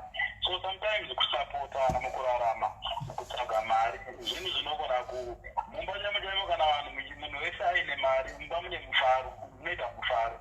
Munhu wese kana aine mari, kwete kuti munhu waana aite mari. So support nekudzidzisana, kuwana dzidziso, nekugona kusarudza shamwari ndo chimwe chinhu chakakosha. Exactly. Nadzo ndo chimwe chinhu chakakosha. But this goes to both ways. Panyaya yeshamwari both ways, kwamuri imimi nekumukadzi. Because mukadzi akaita submissive kumba, akaita shamwari dzakanaka kana kuti akati nangu handidi kuita shamwari, imi mukaita shamwari dzakaipa, still that peer pressure will come yekuti pamaenda kubhawa kunonzi tsvaga shamwari ndezve one day shamwari chingobatsane apa ndokubhadharira. Antimaona. So it should go both ways. Ndizvo chaizvo. Inini hangu inini pashamwari ina handiswara ndakamirira saiti remombe rendaunoni kuti varume vange vakadzi. Ndinotaura maproblems generally atinosangana nawo kuti nevarume chaivo chaivo, you find it varume tiri tega tiri varume tinenge tichosimbisana chihure. Ona tinenge tichosimbisana chihure, bebhiri rakazodai, bebhiri rakazodai. Varume vanogona kugara 2 hours vachikomenta magaro evamwe vakadzi vasina zvine musoro zvinenge zvirikutaurwa. 2 hours ipapo. You find that 2 hours idzodzo patoronga kana pabusiness kaitoronga vabudirira vanhu vakaenda mberi nelife. Anoona. So kune zvimwe zvinhu zvatinoona kunge zvakakosha zvisina kukosha, and then zvimwe zvisina kukosha zvatinoona kunge zvisina kukosha izvo zvakakosha zvekare. So vanhu chete I think we need to get straight mapriorities edu mulife.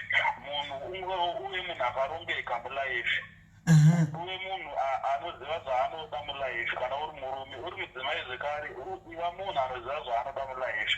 Handiti uchigara nemurume bhozika nyaya yerudo yedzimba tikada kuitarisira pakuti sex chete, bonde chete ka hazvisiri izvo zvega zvinovaka musha izvozvo.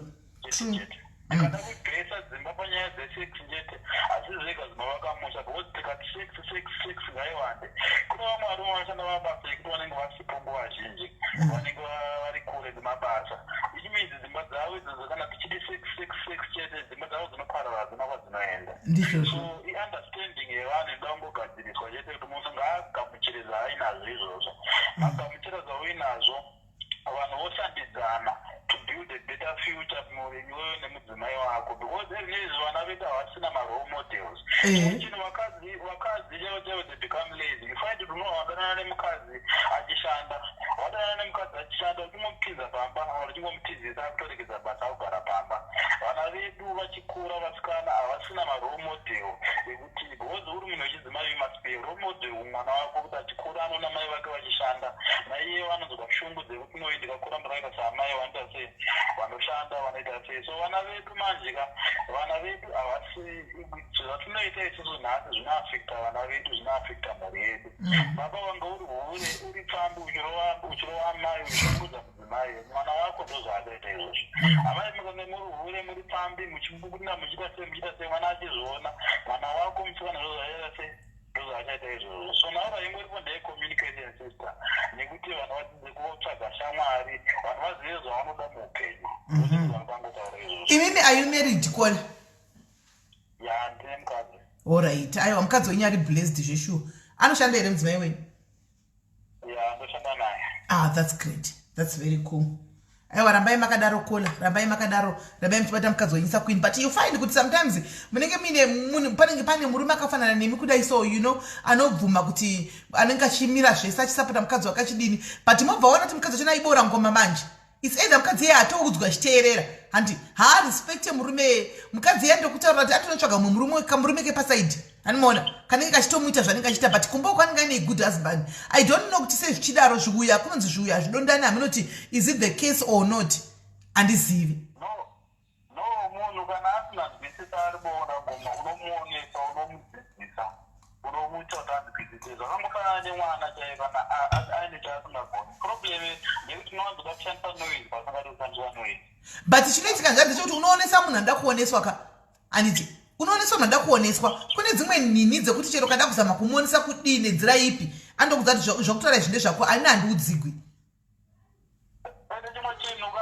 chimwe chinhu if you see kuti relationship haina kwairi kuenda isiye ukaona kuti munhu haasvika zvaari kuda mulaife musiye because sometimes tinokutonza vamwe vanhu vanotiita kuti tisabudirire muupenyu tirambe tiri panzvimbo 1 anomaona mani so ukaona kuti relationship haisi kuita zvauri kuda munhu wauinaye haasi kuitira zvauri kuda iwewe hazvisi kuendererana isiye usadhonze zvinhu zvauri kuona kuti zviri kudhonzera kumashure zvinokupa depression stress kazhinji ukataura nemunhu ukaona asina nzwisise siyana naye because at the end of the day ndounokwara iwe ndizvozvo wow memory wangaityanga uchiri mupenyu uchiripo wangai ndaifunga iyo I'm very glad to see you wanguwarowa vafunge but anyway kola tiri kuzvinzwisisa I'm just so happy kuti imi nemudzimai wenyu makasangana zviuya tu zvinodondana nekuti zviuya zvizhinji hazvidondani kazhinji pakaita murume akafanana nemi kudai mukadzi unenge iri dhanda hedi pakaita mukadzi anenge achinzwisisa kudai so murume rinenge riri dhanda hedi ndo kazhinji kacho thank you very much kola thank you right varume muri kuhwa sei kana mumwe varume achiuya pana pakuzotaura kuti ndo zvinenge zvichiitika izvi varume muri kunzwa sei pakadai so muri kunzwa sei right regaiti monzwa kola hello hi SIS MELLY muri sei zvakanakisa okay nhasi maya netopic yakanaka chaizvo thank you for that inini ndiri kutaura ndakamirira bhoti vakadzi nevarume patinenge taita relationship aitati ngatigarei tese tiri mukadzi nemurume tese tasvipira handiti one dambudziko rine varume vakasikwa zvakasiyana nevanhukadzi varume vane chimuti vakadzi vane buri saka buri rakaramba richingochokochwa everyday come on rakasiyana nechimuti saka rinombodawo kuzorora mbichana alright so in other words imi muri kuchema nekuti varume vakadzi tikakudzai kuti nhasi handisi kuda respect that because ini tine buri handiri kuramba richingodhigwa handimaona asi chimuti chinogona kuramba chichingorova hachina kuipa exactly but basa randinosenza ndanzwa nyaya dzakanyanya of which I end up doing a research nebharo randinogara because of domestic violence nanganisa navakadzi nevarume zviri kumbonyanyoitika chii chiri kukanganisa rudo rwatatisisirana pekutanga chachinja chiri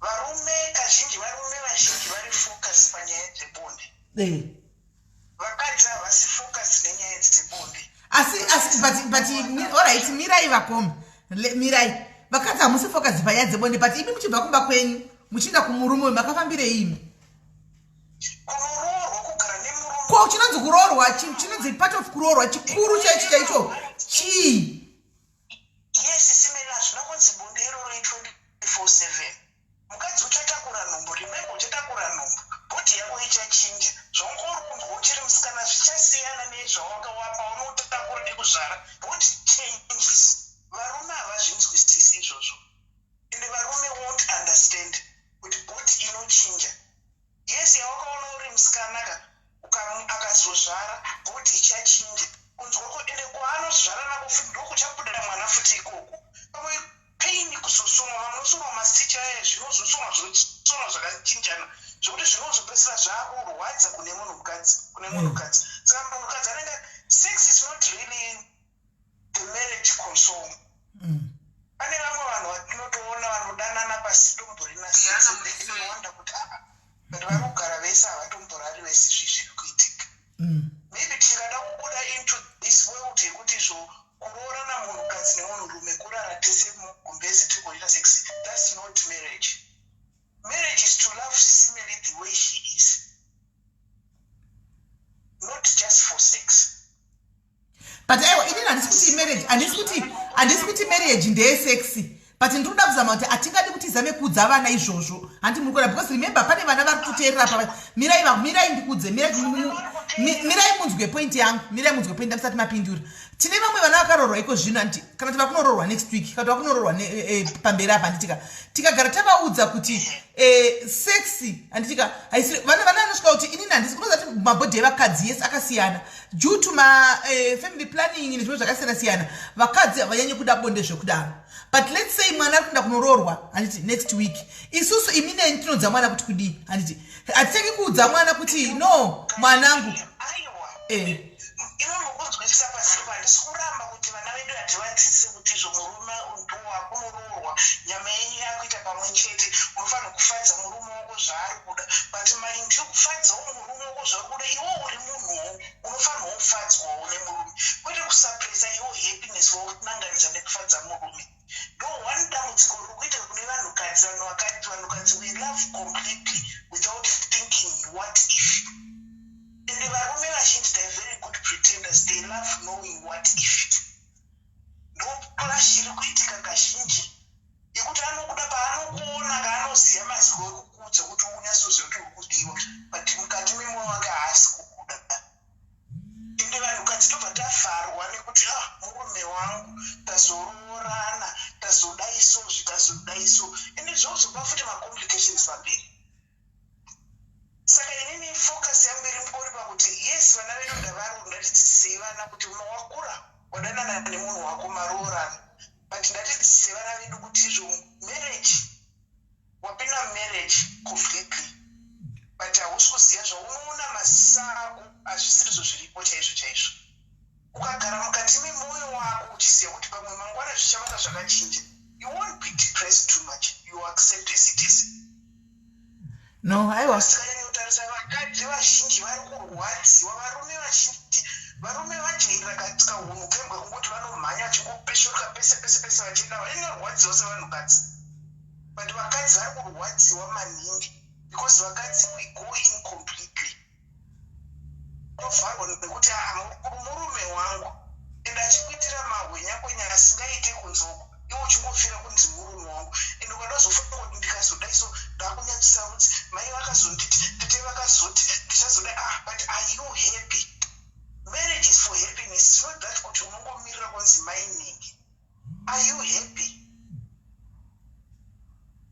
Ndo mubvunzo mukuru unofanira kubvunza nevanhukadzi vese kuti yes tikuraidza mwana ari kuenda kunoroorwa ndiye murume wako waada uyu.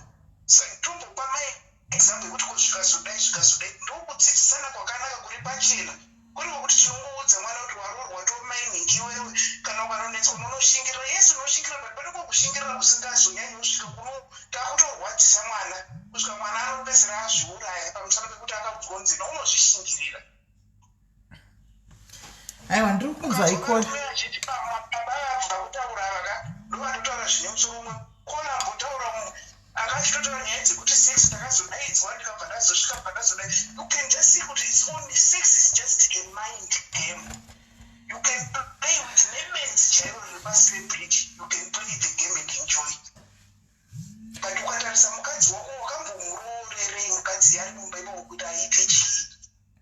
Aiwa kola ndiri kunzwa hatisi kupoka nainyu nemi but ndofunga tingori alright muri kupawo pfungwa dzenyu but inini hangu ndakazvimirira ndakadai so handiti ndakamira ndakadai so handiti inini ndiri SIS MELLY ndakadai I'll never tell vana handiti kana tell mucomment section kuti sexy handiti kana mainda sexy maroorwa sex haisiriyo yega inoita kuti mba munakidze. Are you happy? Kana mba musina uri happy musina sexy you can say and what not handiti inini I say I will tell them kuti handiti main reason wakabvira kumba kwenyu china kusangana nemunhu uyu chimwe changa the only thing that was not there handika ndobonde iroro And yes, a marriage is not based on bonde chete, and it's a combination of so many things. Respect, love, and including bonde. No kuti mbama chamukaita futi even love. Iyo sterek. Musina futi bonde amugariki. Ndo chokwadi.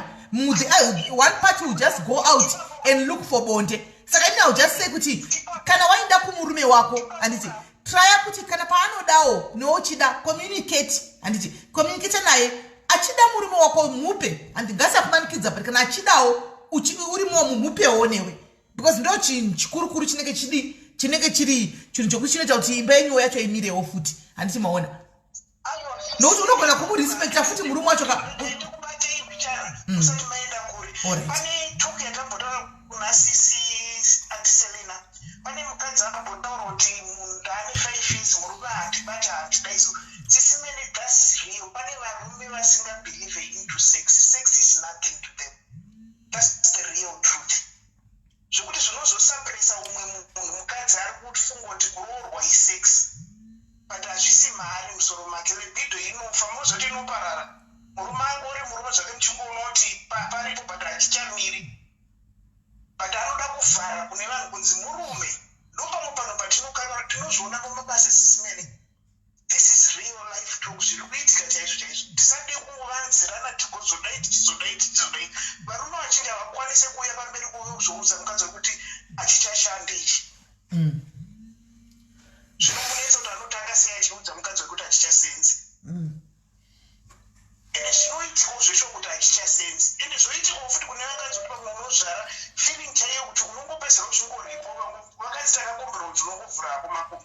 The same as varume vari kupohwa here precious zviri pavakadzi. The same applies newo mukamuni wechikadzi. Anti mwana wako tine vakadzi vangani vamuri kuona vachizokomplain about nyaya dzebonde kuti ndogara nemurume wangu 2 months asingandibate because bonde racho is part of that marriage guys, whether you like it or not. Bonde is part of that marriage whether you like it or not. Bonde is part of marriage.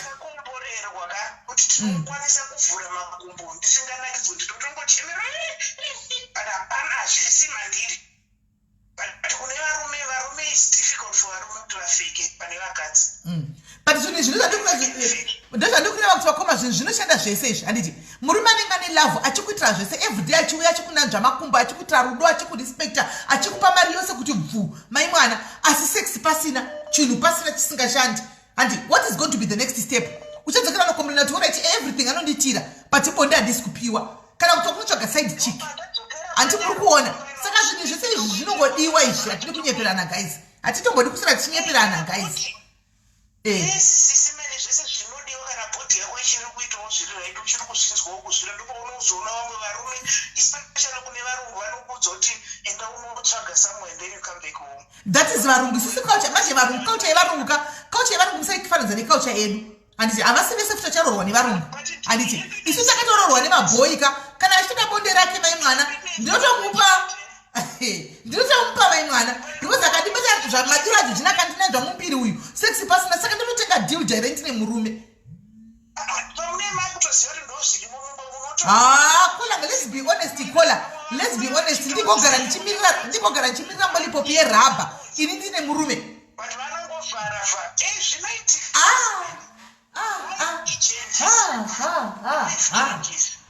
kola ndinotenga molipopi yerabha ini murume ndinaichiti kwanzi nokuti ndiri kunazvo pasi petsoka rudo anondipa asi sex hapana hapo ini handisi izvozvo guys.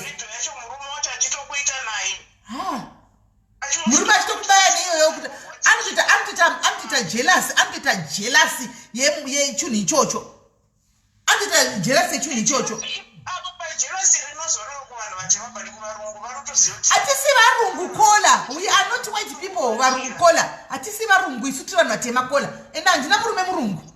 Murikuwa ndine murume wangu gokwe uko pasi uko gokwe. Nokuti dildo yeye hatidikana kuiona imotaurira zvemurungu.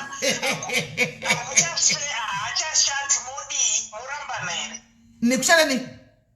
Aiwa pane pokuti kana isingasashandika pane pokuti unotolaritawo kuti maybe ane diabetes muchifambawo muchita zvimwe zvinhu muchigadzirisa handitika otozonzwa ndagara nemurume 10 years haisi kushanda kana ndimi ngataure mwana ane 25 years ndosaka ndati zvese it's a combination of everything guys. It's a combination. Sex will never keep a man. Sex will never keep a man, but it's a combination. Yes, someone who are diabetic libido in Africa, but 99% of diabetic libido no sense. But depending on sort of a DNA trace could libido no 45-50 libido 8. You can't change that. Kwala ina unda tindise na nkukwela ka ndozvo zvidatiwa ndisaka vakadza kwanda rizobuda panza chinotamba regi tovashora futi tanzi vakadza vabuda chitamba regi hanti muri kuona because mumba macha muna rudo ndozvamuri kuti mimi ndozvamuri kutaura wani makuzvikontradicta ndozvamuri kuti mimi sex haina basa mumba wani ndisaka ndiri kudza ine basa nokuti kana isina basa munhu kana lichinzi libido yacho yafa tongogara eduzvi but nenyaya yekuti zvine basa libido kana yafa mukadza kunotsvaka pashe nokuti inotodiwa sex iyoyo mumarriage muri kuisisa. Marriage is not sex is not marriage. Atina kuti sex is marriage kola. Atina kuti sex is marriage. Ndati nini? Zvamataura it's a combination. And you cannot be loved. Usingapiwi sex bonde. Uchina zvapasi petsoka sibone pasida. Saka kuzasiko chinopasadza here. Kana kuti you cannot be given sex every day. Musina love. Azvishandidza azvishandi kudaro. Zvova wakushanda zvese pamwe chete. It's a combination. Pane vakadzi vazhinji vakazvara vakaitwa mastitches sex yacho vakutongoitawo zvavabhora chavachanachidzwa because mastitch akasongwa zvisirizvo zvakakanganisa zvakutoita kakurwadza vari kuti audze murume achiti mukadzi tinokwanisa kushingirira dhani varume. Okay, cool. All right, get motora muwanitsa nekufara timbonzwa pfungwa dzevamwe. Thank you very much my sister. Ina akuvedega ndikatika ndogara marriage ndisina mbolipopi saka ndakagarirei. Ndakavinge. Kola hello. Wazwa. Muri sei hanzvadzi? Mushe. Ndimopindura mhomza wangu achitaura izveza. Munozati kana tazogara tisanyeperane tichapusa dzimba dzavo. Munozati mumba musina sex hamugariki. Hapana murume anonzi ade sex inema idzodzo. And then patinonetsana inini nemukadzi wangu chekutanga kana tagariswa nevakuru vanotibvunza kuti asi tinombosangana here. That's the first thing. Vada kuziva kuti ndiri kupiwa here kana kuti iye ari kuguta here. Ndochekutanga first thing kana tanetsana kuti hanzi atakuda kuseparata because ndozvanoda kutarisa izvozvo. Ndopaunoona tiri kuti sex is not everything mumba. That's not true. Asi chokwadi ichocho. Ndini ndambofuna ndichiti ndinofarira sex. Mumba musina sex hamugarike ndikuudzei hamugarike mumba musina sex. Ndosaka muchizoona kuti murume akati apoya akasatoka. You have to ask yourself why murume asina kutoka. Like kuti hanzi gomba rinocherwa zvaita sei chimuti chinochera vachatora izvozvo vachazoona varume vasingati vachienda vasingatoka. Hapana pandingati everyday ndiri kuda everyday because ndoziva hatombona ndizona keep everyday but ndikuti ndangochiedza kuti inini myself 2 days 3 days dzakatowanda like 3 days hadzo hadzifani tokudarika. Une makore mangani Kola? Ndina 29. Okay, uchiriwo zvekutemwa dzinokudaropa? Ndine 29. Saka asi mukadzi wangu ndochidika ana 22. Okay. Alright.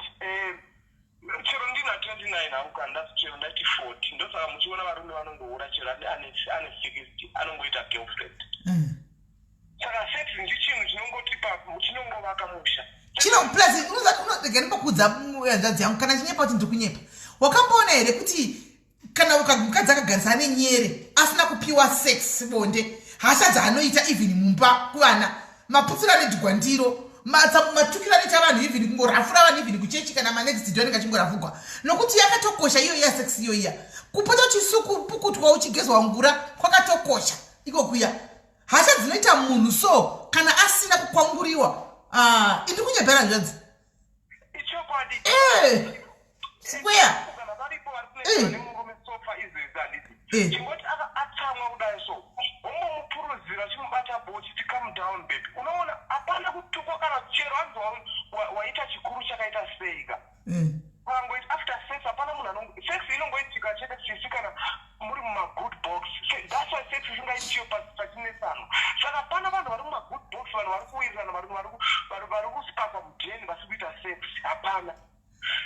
only vanhu vari kungonetsana chete ndo vanhu vasingaite sex. That's why sex ichiitiwa ndo iri kuti tinoincluda kuma-good moments.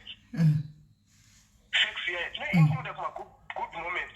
Kuti hanzi sex chichichi which means pane vanhu vakuru vandiri kuona kuti havakwanise kuzoadvisa vanhu vari kungopinda mumarriage vakaita ngenini so. Ndikuona kuti pane vamwe vanhu vatisingambotore maadvise wavo because it means like chandikuziva ndechekuti patinonetsana nemukadzi wangu hatisingawirirana popo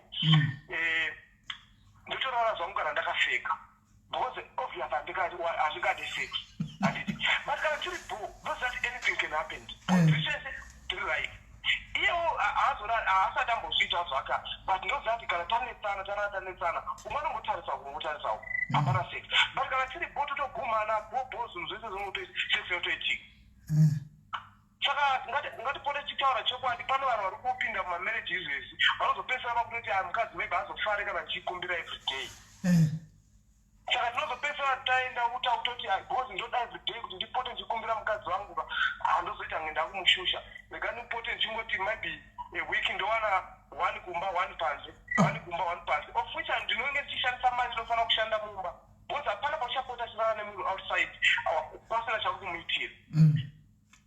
But ini ndinoda kungokudza chokwadi hanzvadzi yangu panyaya yekuti kwai sex mumba sex pashapa. That one you should stop it zvachose.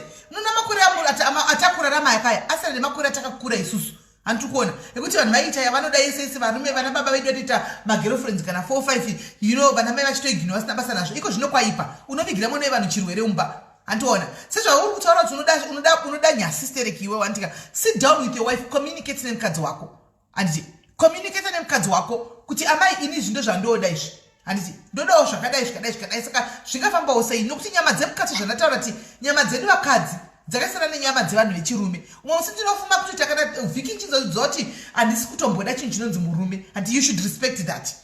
Andiona asiwo noti kuti ndozopedzawo kana kuti 3 months ndine murume wacho mumba ane nyama ari kuda ndichingoramba ndingoti aiwa handisi kuda ndopatezoti marume kunodii kunobuda kunze. The truth be told hatindisora chinyepana kana kuti kudii zotsara chokwadi isusu hedu vamwe kukura kusvika pano kuchembera kusvika pano patasvika makore aya handitika dzimba dzacho dzidzika idzi handisi kuti dzakamiswa nesex aiwa asiwo sex was part of it ndo yakatonyanya kutamba jikinya hombe kuti dzimba dzacho dzimire kusvika murimo nguva yakareba. Sex yakaplay a very big role mumba imomo. Alright. Something like inini hangu ndiri munhu ano like ndinopoya zvangu but not nemareasons like so far ndikutaura zvikuitika so far ndinewo panze pandinapo and alright inini ndiri munhu wekuti sisingambotaura une panze paunapo right now ya ndingadaro okay alright inzaimunze ndiri munhu yayo kutoti ndasingambozviite zvese izvozvo like inini ndiri munhu aifarira chechi but kumashure kwekuti ndakaona munhu asingafarire too much that thing ndandofarira inini like zvanga chitaura namomzavo ndosaka ndangokurumbidza kufona kuti fast yazoti ndifana kutopindura this because asina ndibatable alright ndakatanga kuita inini chihure nenyaya yekuti ndasingambogoti ndizini kuudza sise mukadzi wangu waidla mushonga aiwa handombodyi mushonga kauchiti hauguti iwe right ngatimbotaura nyaya yako yekuti hauguti unoita maminitsi mangani uri pamusoro pemukadzi wako? Yeah, something like and darike 10 minutes. 10 minutes? 10 minutes and darike ndinoita something like 7, 6 because unozati chino effect ipapo timopasiya mbijana hatida kusati nemhaka usingaguti. Alright. Kuguta ndinoguta but ndiri munhu anodyiwo mbijana wozoda kudyiwo futi opota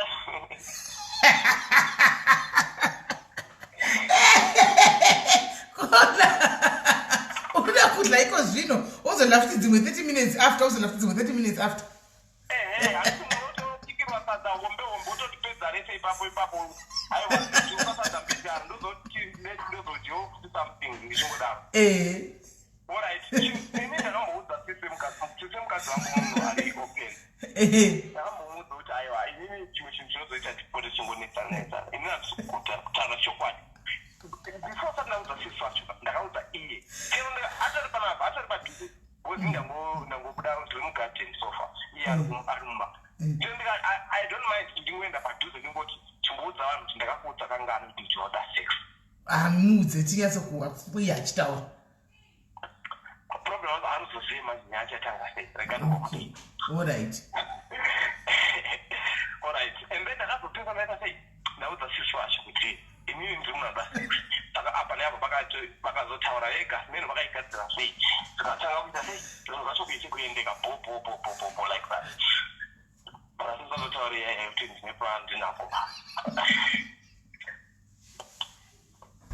Mama Lincoln, skip it.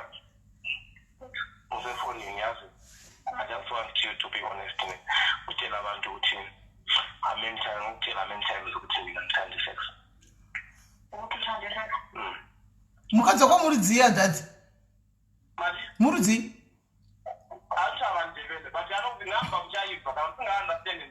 Aiwa tinoinzwa saka ndikutobvunza hangu. Okay, ukusherire kainga kiyelo ubhutwana kuti vhele yena akasutila pane mbedeni. Ai boga ningentshela ukuthi like uthanda sex maybe almost every day. And wena uyayithanda every day. Uyayithanda every day or uphonga ukwenza nje ukuthi vele umsatisfy yena. Like ngithanda every day, sometimes ngiyafika isikhathi sokuthi uzizokhathela. Ukuthi vele angithandi. Manje mawuzizwa vele ukuthi wena uthandi uyenza njani? Ngiyakuyenza kuphela ukuthi umuntu abe sekukhuluma. Good, well done. Uyayenza nje phonga ukuthi vele umsatisfy yena kudlule nje. Alright, murumba inini bese kana ndataura nyaya kuti ndazopoya nditi. I understand kuti before that ndapoya I tried to tigadzira this. Munhu wacho to be honest asanda mborwa kuti boza nakuiwana nhasi boza andingati ndinonyinga kutaura chokwadi but andizofoseka because ndoziva kuti inini maybe ndisiri right kuti why ndida almost every day. I was a human being angaide every day. Saka ndino understand saka ndakazopesera kuti mutsagiro mainini bijana anopota achimubatsira but ofini ndakazodiscover kuti munhu wacho wandenda wana sometimes ane maincome yake idiki zokuti ndatanga kutobhadhara marenti kunokavha amwe mabills ake imari yofana kuti mwana wangu achienda. Exactly now wakuita ma-extra costs nekuda kwokuti kutsvaga pamberi panyu. Ndobva ndadzokera ndikanoti aiwa rekanombodza sisu wake kuti isusu mukaona tichingonetsana chichichi inini tichachokwadi andikuta at least kananzi hachi everyday azikuramba so everyday at least maybe ka2 kana ka3 a week. But kwala ini panisiri pandonyasa kusausana nilipo kuti iwe uri kuti hauguti mukadzi wako kuti handirambi ndokupa every time saka paunozosara ufuna kuguta iwende papi? Ayo handisi kuti handisi kunyasa kuguta but ndikutaura kuti panoitwa baba ndinoguta kana kuti handinyonozokuti ndikutonyimwa ani mamunzo ataura kuti ndinozoita kuti kasaite problem. And then in fact ndokudzokera kumashure pananga achitaura amene ndiyana kuti baba ndima mukadzi anofana chiri kudiwa nemurume handiti kana uri munhu ari kuvaka chimbozama izvozvo kuitira kuti murume achazoenda ombokazi mangwana murume akasiya mukadzi because anenge hausi kuvhumirana nezvaari kuda. Saka inini ndinoti kana panoenda piwa ndiri panoenda kumbira ipapo ndotoiwana panoenda adazviitike ndizonotoitika ipapo panoenda adazviitike ndotoguta ipapo. Kubva usati waroora iwewe waingoita zvebonde izvo wanga usingaguti still usati watomboroora? Usati ndaroora kutaura chokwadi ka inini ndaitotirara kana nevasikana 3 pazuva vakasiyana. Saka wakangogadzikwa kaiwe uchikura? Reason yekuti ndiroore kutaura chokwadi pamberi pamwari ndakazoona kuti ndakakurira Victoria Falls ndakazoona kuti ndapedzisira ndarwara. Aiwa zvishuwa waigwara? Ndakazopedzisa ndozoona ndarwara because Victoria Falls vanoziva vanoziva ndakazopedzisa ndaona ndichazopedzisa ndaita sei ndarwara rega ndiye sei ndichiroora mukadzi ndaraanga kati achiri mudiki pamukadzi ndikatoudza baba vangu chokwadi kuti inini chachokwadi handikwanise kugara pasina mukadzi. But ndoda kubvunza this might sound a little bit personal but ndoyatsotrack kuisa kuti chii chinoitika pauri handiti ndoyatsokuisa chinoitika pauri paunenge uchivata nevakadzi ava handiti pfungwa dzako unonyatsisa here pakuvata nevakadzi ava kuti unyatsinza kuti ndikunakirwa kana kuti unenge uchingoita zvotopesera kuti mungu wakutonza kuti vakadzi ava havasi kunaka saka usara usina guta ndinotoenjoya zvakanyanyisa ndo like inini chinhu chandoti chinondisipaka chinhu chandonakirwa nacho munyika munomuka kana mazogara ndinonakirwa kona munonakirwa nepamberi inini kana mazogara ndonakirwa nebondi kutaura chokwadi chaichaizvo mukadzi wanga kupura ndonakirwa nebondi moita kuzhamba moita kuchema kana mafa panguva yacho kuita kubowa ngatidai so sisi dai mukadzi wangu aine brain dzamai vangu vachifona mukufunga dai titesere aiwa ane musiri mose kutaura chokwadi dai akatoenda ndisina kana mwana wacho wachinayo ichokwadi ndiyakatoenda kudhara ndine vana 2 vasi vandisi kugara navo saka ndakuona chakaita ndirore futi chazopesangana nacho namba yevana vari kutango chingowedzera kuzoita kunge dhotora ndobonaita kwe ndakachirora ndoga ndoita fimu dzangu pamwe chete like other things yaita ndirore ini ndiri munhu akakura achifarira business saka kana uchiita yaze business nemagirls azifambirani zvine 2 zvakasiyana one of the day uchazoona kuti vaprop pekubata saka vanhu varuda misha yavo ngavarwire zvinodiwa nemurume pambangotipedza ndikoti kwai kana ndogara pano pasi chinhu zvinondirakira ini mukadzi sex ndoida mandipedza mandipedza strong yose mandipedza strong yose kuti tsvai because my sister ndozandiri dzangu inini inisa ndaroora zvaive wese kutoti ndaitoti ndichinodropa munhu ndichinopika munhu ndichitopika munhu kwozoita chazorara saka ndakazopesa ndaona kuti aiwa izvizika ndakashanda kuairport ndichitambira mari chinhu chaichaiko hapana chandakaita nyaya yekuhura iyoyi saka izvozvi pandakauya muno South Africa ndakati aiwa ndega ndichiroora ndichigadzira future yangu saka sofa ndikugadzira ndaona munhu anokwanisa kuunderstanda kuti mudhara anoda chii anoda kumberi ende confidence dzako aiwa ndakupa 100% confidence unazo shemu kwani ndakasaona mwana unyazoza kuti mudhara anoda pamberi ndinototaura because ndikasataura ndikasaudza mukadzi wangu hapana kuvava kwanochiita ndichingopoya ndozouya futi neezi yacho ndakatiza kuti ndozouya nayo futi kumba zvakaoma ndakandipera mumukana ndizvozvo asi chinhu chako chakakura here hai good size alright ndachingobvunzira kuti pakuti maybe kuda vanenge vane zvidiki ndo vasingaguti ndachingobvunzira pakuti maybe kuda vanenge vane zvakati diki mbijana maybe ndosaka usingaguti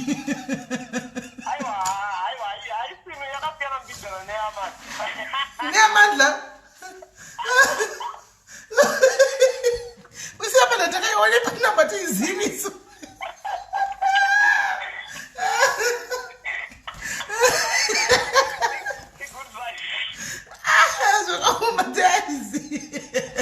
okay saka that means you are in sex addict handiti uri sex addict iwewe something like that ndinomboedza kuti maybe pane zvimwe zvinhu zvanokwanisa kuita handiti kana pane munhu anokwanisa kundibatsira kuti maybe zviite lo but anozondikanganisa mayo kuna kusazomo no problem uri raiti gara wakadaro kola zvichapera kuti zvichapera haziperi mosa ndakati hai ndakaitanga kudhara zvinozopera kona zvinozopera as you grow unenge uchita uchiningirira uchirusa muchirusa sensi yacho unenge uchirusa interest isereki paunenge uchikurapa aiwa mukadzi wakaoma mukadzi wakasimba shamari uchengetedze mukadzi uyu chaitedza mukadzi uyu chaitedza mukadzi wako wena uchengetedze mukadzi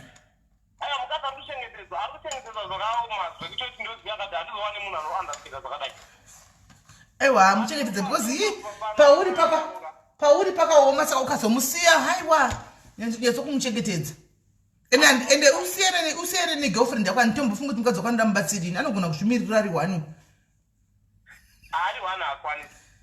haanokwanisa anobva atochembera zvataura mai ari wana haakwanisi hauti atokwadika kutomutsvagira maininga kutomuda iko Saka anoziva here kuti kunokwina namainini uku.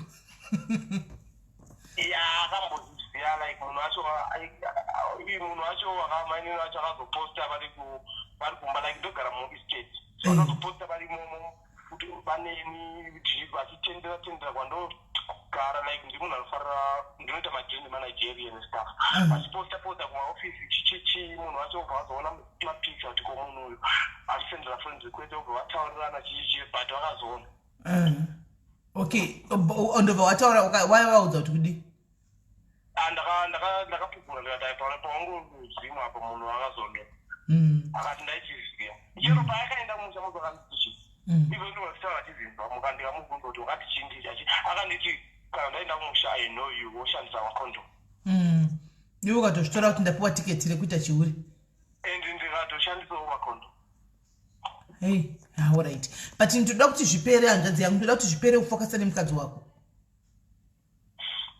Yeah, I have no problem to do that. Since ndataura kuti inini like zomumaside zvinozotondipedzera mari.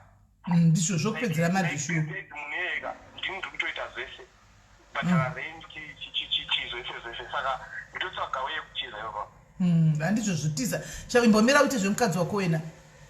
Imbomira uite zvemukadzi wako, imboita zvemukadzi wako. Ya ndichadaro. Maita basa. Alright, hanzvadzi yangu iripo. Alright, aiwa bhora mberi, ramba uchikwiza hanzvadzi yangu. Ramba uchinakigwa. Kusvika wagutsikana. Muaudzira mwakadzi kuti murume kana chidashaka atakurambe. Hanizi. Aiwa tikutovaudza. Kana inini ndiri ini murume wamai ava ngatichaura. Hapana. Nokuti unoda sex. Vanofanira kutopa sex kutoita sex. Yeah. Chinodiwa nemurume ndozofana kuitika kuti kubuma mugari. Mukadzi wangu akati ndoda shakatika. Kuti asatsvage panze. I have to do it. Mukadzi wangu ati ndoda kumboruka iyi inodhura yameno zvinozvizvizvi zvavanomboda. Ndofana kuti woshanda hard kuti ndikwanise kuiguma ndichakuita izvozvo. Asazosvaga izvozvo panze. Aiwa tikusvinzwa zvadzo. Alright. Thank you very much. Takatimbonzwa wamwe utano kudi. Thank you. Alright, sharp. Diaries inondinakizayo inoasikana. Diaries inondinakiza. Stress yangu inopera kuti tsvai mai mwana ndoita kuhwa mabayo nekuseka ku. Ndandotadza mai mwana ndandokoniwa mabayo ndandokoniwa apa confidence dzina hanzvadzi yangu. Ani konfafa vakuru chekola hello. Hello. Makadi kwa hanzvadzi? Ndiripo. Kuri SIS MELLY. Ndiri raitini. Muri kunakirwa netopic ka? Ndikunakirwa singaiti netopic yandinakidza singaiti. Especially makona vacho vakutaura ka. Havana confidence dzakapenga. Havana konfafa chaivo vakuru vekonfafa. Ya ndizvo zvaneso takabva neko. Ndizvozvo zvichapera. Ya nditi. Saka makabva nekumaitawo rutsiri pazuva. Aiwa kana. Maybe ngatiti ka4 pasvondo. Alright, that's normal. That's normal. Yeah, plus ma10 minutes edu taisazoita taitokupfura unoziva kuti ukangoita yakareba. Unobva utosvava. Like 30-35 minutes ainenge. 35 minutes muchimukwesha. Akolaka. That's makure vanima. Aiwa, makure vanima. Modziziva 30 minutes ipo. SIS MELLY amuna kuteerera. Listen. Handiti pane kukwira, handiti kukwira chaiko handiti. Womboburuka, wombonanzva, wombodya, wombosuka. Unonzi kusuka ka. Okay, munodla futi saka pa35 minutes ipapo paunozoti watunda ya unenge wapo plus aungotundika mukadzi asina kutunda inenge yarep because apa unenge wakumuita asingade. Yes, saka at least inofanira kungoitawo 50-50 at least even kwasamutundisa every day at least kana ka3 pakasvondo zviri nani. Yeah, but that was then. But and then pane chimwe chandafonera pane rukola ambofona pekutanga chaipo ati kana kisi chaiyo hakusisina muchato mumarriage handiti.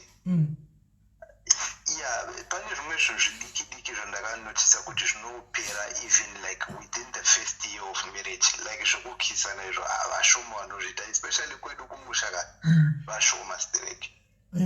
But muchiri kudla bati muri kudla saka zvakasiyana nekisi nekudla. Yeah, isusu tiri kuzviita ini kutaura chokwadi hangu sex pasina kiss azviite haitobude. Alright. Azviite but ndomudzwawo kune vamwe vangu vanenge vachitotaura kuti hai ndakapedzisira even musi wemuchato chaiwo wedding day ndomusi wandakapedzisira kukisa. Alright. Yes, and then pane imwe nyaya futi iri kuitika muwanano yekuti pasex apo sex yakakosha mumarriage apa asi hatingamboti marriage ndiyo sex because hakuna marriage kuti munovharirana mumba 24/7 muchikwirana. That's a lie.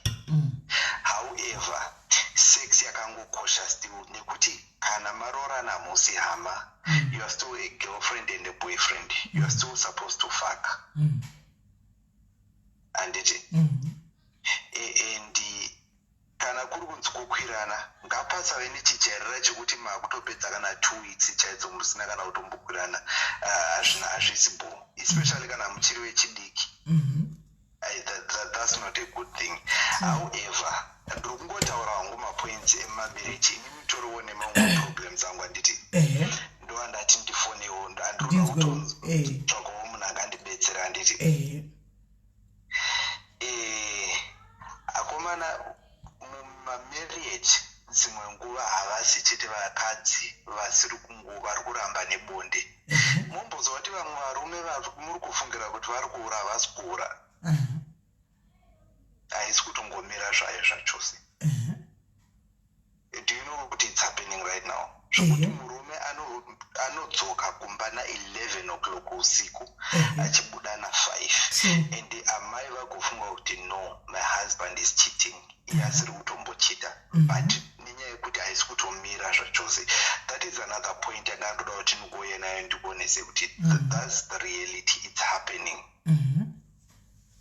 And ndiri kutaurawo izvozvo zvitori kuvo kwangu. Ini yangu kumira handisi dambo kunyeberai, iri kunetsa. Haisi kumira?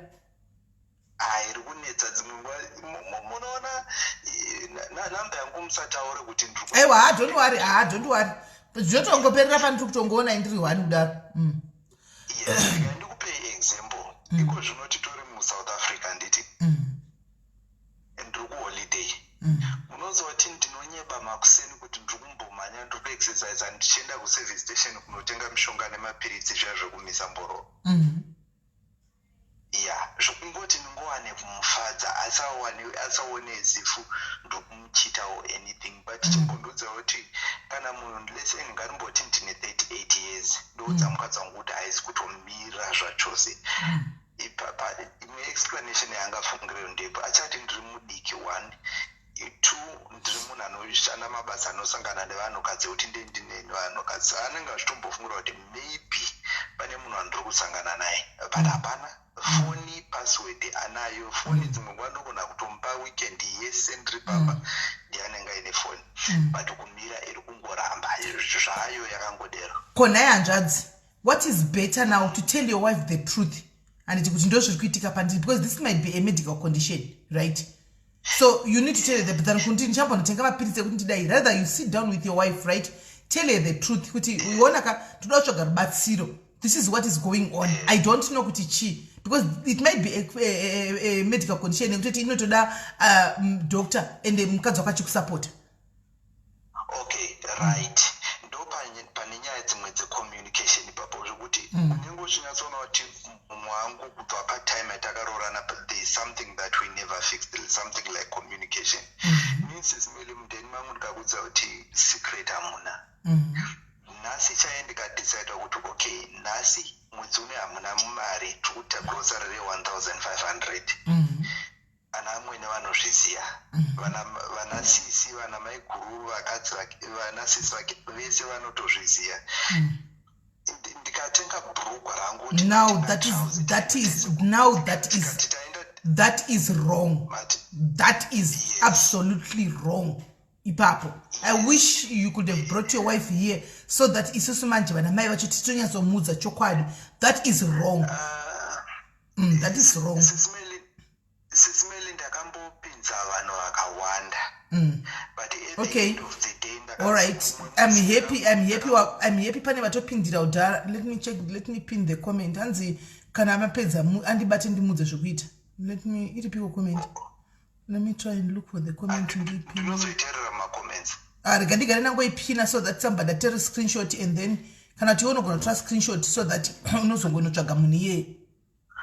Okay, aba ndikusedza kulaita phone yechitu kuti ngazoite mawaves tikazotadza kunzwisa. All right, no problem. All right, Monday. All right. Yeah, saka ndakambopinza vanhu vakati wade ndikamboti ngatiende even kuna marriage counselor. Unozwa kuti SIS MELLY zvese zvataitaura tina marriage counselor nenyaya dzemaproblems kwatondanga ari maproblems mombe. Ndaiti kana tine problem ngatiifixe tiri vanhu 2 and takura tine vana ngatiitei tiri 2 azviite. Ndinozoinzwa yakubuda maybe ndakufonerwa namai namai guru kundikombo sister wangu muri kuvaita sei and muri kuona. Saka nyaya iripo ndeyekuti mumwe musi ndakamboita handingamboti iproblem zvayo but kungoti nyaya iripo ndeyekuti handizoni ngataure zvese jekerera. No, you are free my brother because you want help. So nditona hangu people they've started already helping you in the comment section, but you can go ahead so that they really know what's going on. Yeah, saka nyaya iripo ndeyekuti mumwe musi ndangofunga kusurprise mwangu iri Friday ndikati no regai ndite sei ndishevhe muri kuona. Vandasheva. Okay, auya manheru auya taita zvataita mangwana mapfupi munhu angofunga makadzamwa ndokushauri kuti munhu atsamwirei ndopakazonditi no munhu akushevha ndiani ndikati iwe pese pandinoshevha wakambondibvudza kuti anondishevha ndiani here dzimwe nguva tinoshevha tese dzimwe nguva ndoshevha ndiri ndega. Asi that conversation ndakazoiona achiudza sisi vake kuti no munhu wangu ndamwana akasheva and ndakatozoona kuti those conversations sisi vake ndovakazongwa kutoti no there is someone atomusheva saka munhu wako ari kutosangana nemunhu and so forth and so forth. No, your wife is still child. How old is she? No, atori mombe kwandiri negore. Ari kuma G20s kana ma G30s? Aiwa, atiri kuma 30s. No, my brother, you should have come here nemukadzi wako takubatsirai mese because now we are going to help you and the trouble causer is not here. Marriage kazhinji kacho kana tichida kubatsirai panapa tiwanzoda mese muripo sezvatomboita kana tichita samashozi panapa tivanouya vese tichitoti iwe mukadzi so iwe murume so tichitokubatsirai. Yes, I am aware SIS MELLY, but ndikakudza kuti handina kuti handingati ndaneta because munhu wangu ndomuda nditi I'm just sharing some of the things that happens because hakuna munhu ari perfect. Ngatimboti zvimwe zvese ari perfect handimbodi kunyepera SIS MELLY. Ndinotya breakfast yakakwana. Lunch anondibvunza kuti uruda kutakurana kuti uda kutya out. Dzimwe nguva anotondiwikira lunch iye anotobva kubasa kwake ondiwikira lunch kwangu. Supper time dzimwe nguva nototi maybe 7 o'clock paka ndichitoti kandimufuna ndinzwa kuti akumba here kana kuti atobika otonzwa kuti no ndatobika. Sometimes ndoenda kutenga takeaway yekuti no reka nditakure takeaway tinodye since tashanda tese the whole days maybe kuneta kwandakaita ndokuneta kwaakaita reka nditenge supper ndomzwa kutoti ndatopedza kubika. Hembe handisanambocomplaina mumwe musi kana kuti hembe yangu haina kuwachwa hainwa everything anoita. Problem iripo communication saka ndangozvitoro as if weakness yakanditi. But anyway nyaya yandandonyanyotaura straight ndeyekuti haasi murume wese asiri kubvudza mukadzi wake pabonde ari kuchita.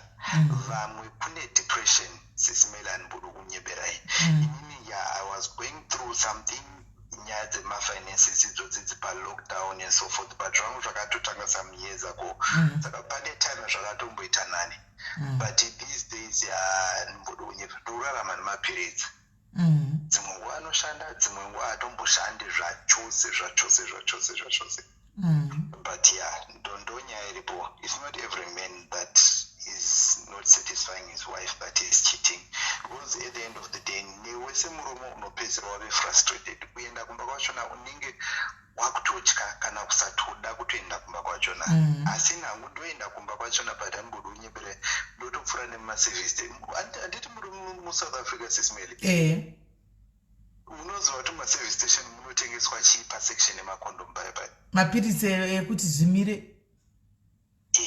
Izvozvo ndozvandokurarama nazvo. But kana manje unozati mapirisi zvinhu zvazvo hazvidi kuramba zvichingomwiwa Kuzvinopesa zvakukanganisa iwe wacho. Saka toita sei? Vanhu vari kuita vari kudza kuno unokubatsirwa uchabatsirwa. Vanhu vakawanda vatonyora maresipi avakasiyana-siyana. Mwari kutoti hatikubatsire. They will help you for free.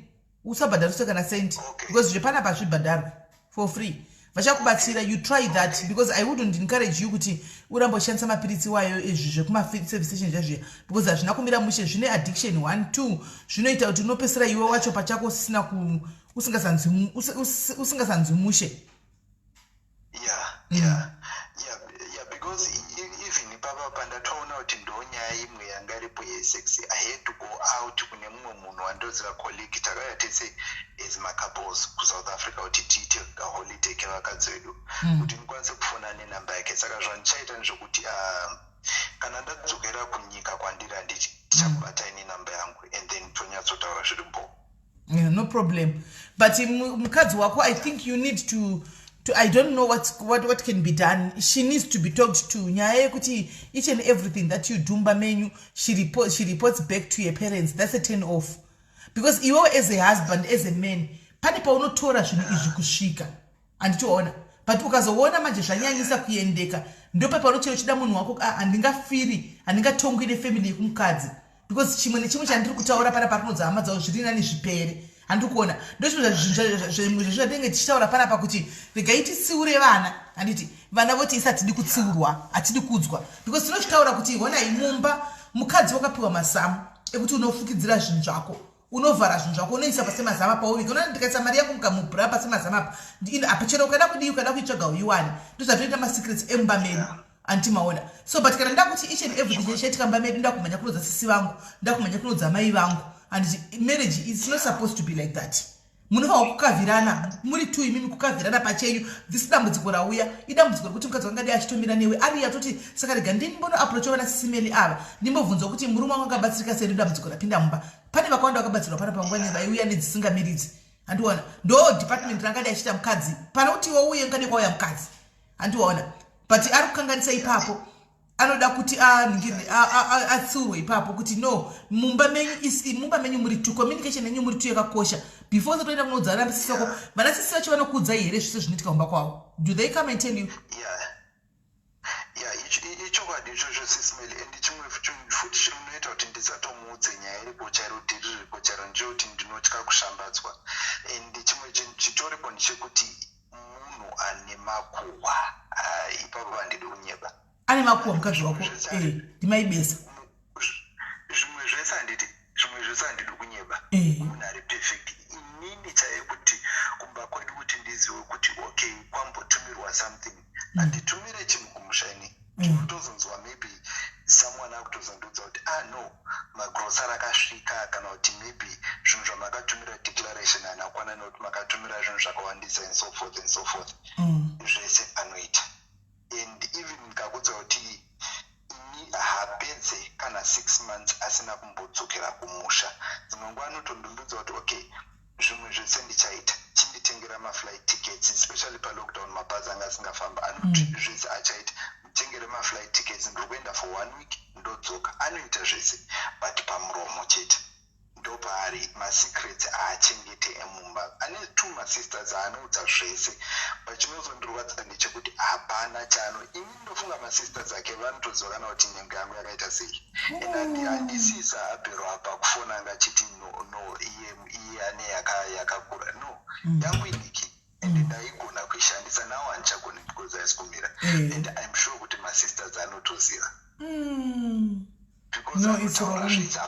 Pamani akatombotora picture akatumira nasisi wake kuti ndo zvachakaita. Amai tiri vanhu vemavidhio SIS MELLY ndi tinotora mavidhio. Manje anoda kutsiurwa.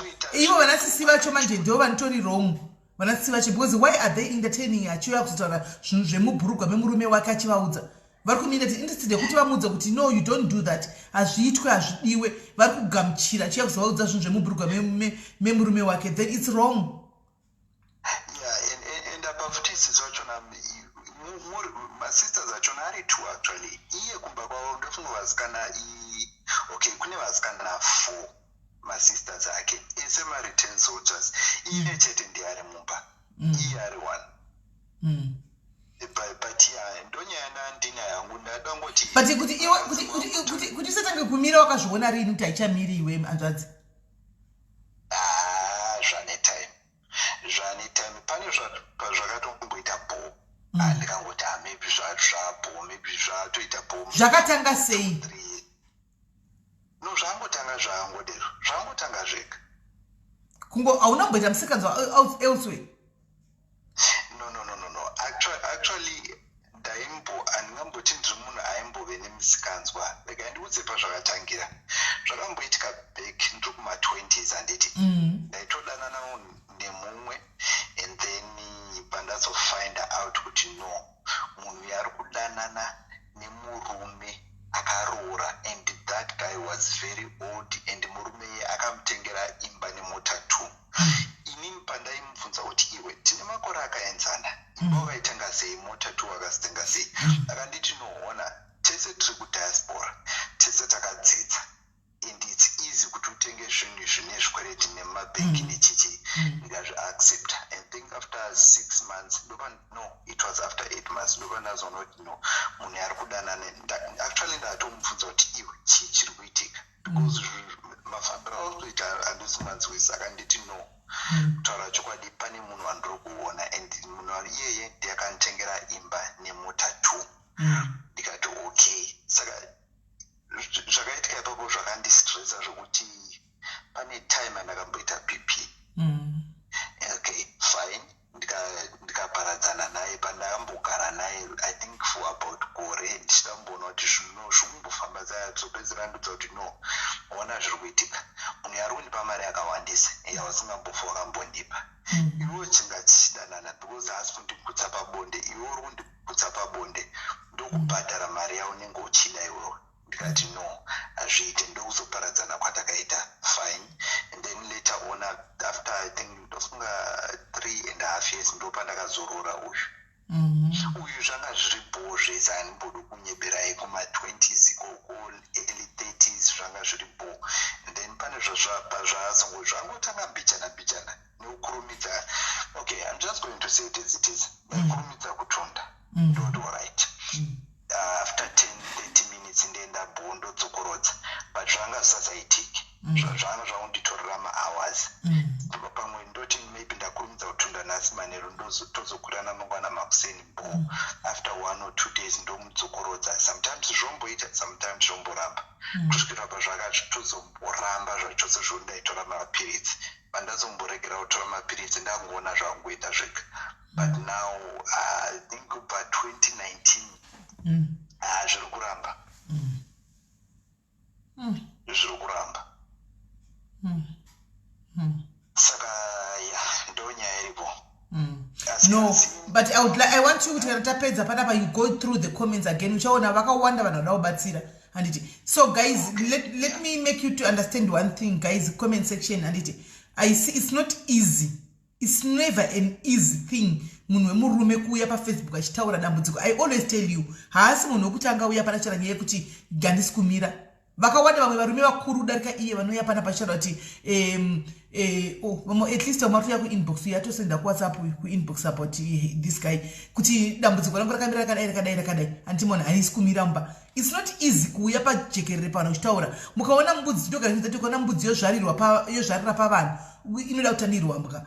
Rinenge rata dambudziko ratoona kuti iye rakutomukanganisa. So sometimes the only option that you have handika is to go pane vanhu vanofunga kuti pane chaunga pangamboshaya nogona kuziva dambudziko rangu one kuti rinobatsirika sei. Saka instead of us judging guys or taking it in the other way around, let's try and help a brother. This brother is in need right now.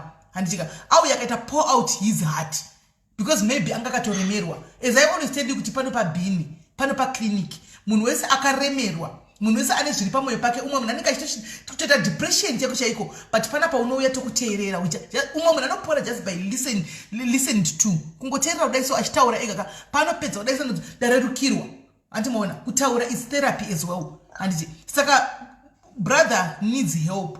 We don't know what is going through kumba kwake handiti we don't know what is going through in his life or in his heart right now.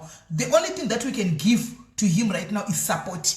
Handiti kuti zvinhu zviite nani yemukadzi wake. It's a problem that most of vakadzi vari comment section you have that weakness munayo yekuti munoenda kunotichinjaitika kumba kwenyu munonomhanya kuvabereka haasi mukadzi wake ega. The truth be said, ina angotaura chokwadi mozvisiva, haasi iye ega mukadzi wake. Vakawanda mucomment section muno dambudziko iroro kuti changoitika kumba unomhanya kuseni kuto kunonokera kuedza kuti unodzasiya kana tunodza shamwari yakuti madeko ndakazodai. Ndakambokudza nenyaya yeshamwari kuti vamwe venyu cheko cheko munotadza kuvata kana baba wako aine maruva kutadza kugarisana kuti baba anobuda nguva yakawambaenda mafriends ndimhanye kunodza bhuru wangu kuti ndatengerwa maruva nhasi handichika. Ndo makuhwa acho iwayo, ndo makuhwa akanouya nepakasiyana siyana kutadza kugarisana mba kutiudza kuti madeko zvandakaita baba vayo akandirova dog style neshamwari unoudza zvedog style apa uri kudza shamwari isina kana murume ichazoda kutesta baba yokwakwawa kuti inzwa kuti dog style yadaikupa naye inodii antiona. Saka let's sympathize with the brother and let's stand by him right now. He needs our support. Anda ubatsirwa. SIS MELLY imwe nyaya iripo ndeyekuti handiti ndaona hangu mumwe mucomment section anyora kuti maybe depression handiti kana kuti maybe marriage yangu haisi kundifadza handiti.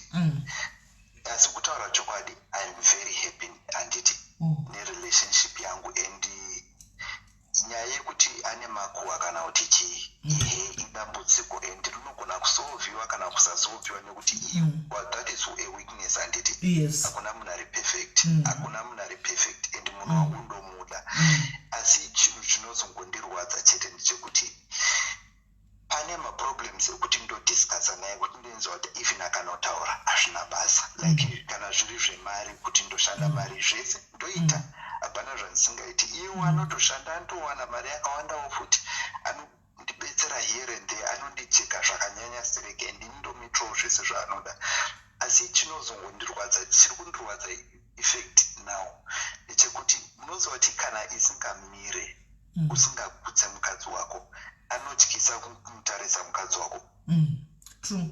Hauzivi kuti aswera nani, maybe colleague yake iri kumufadza, maybe colleague yake iri kumukudza. And kuti ndizomuudze kuti ona shamwari nyaya iripo ndeyekuti zviri kudai.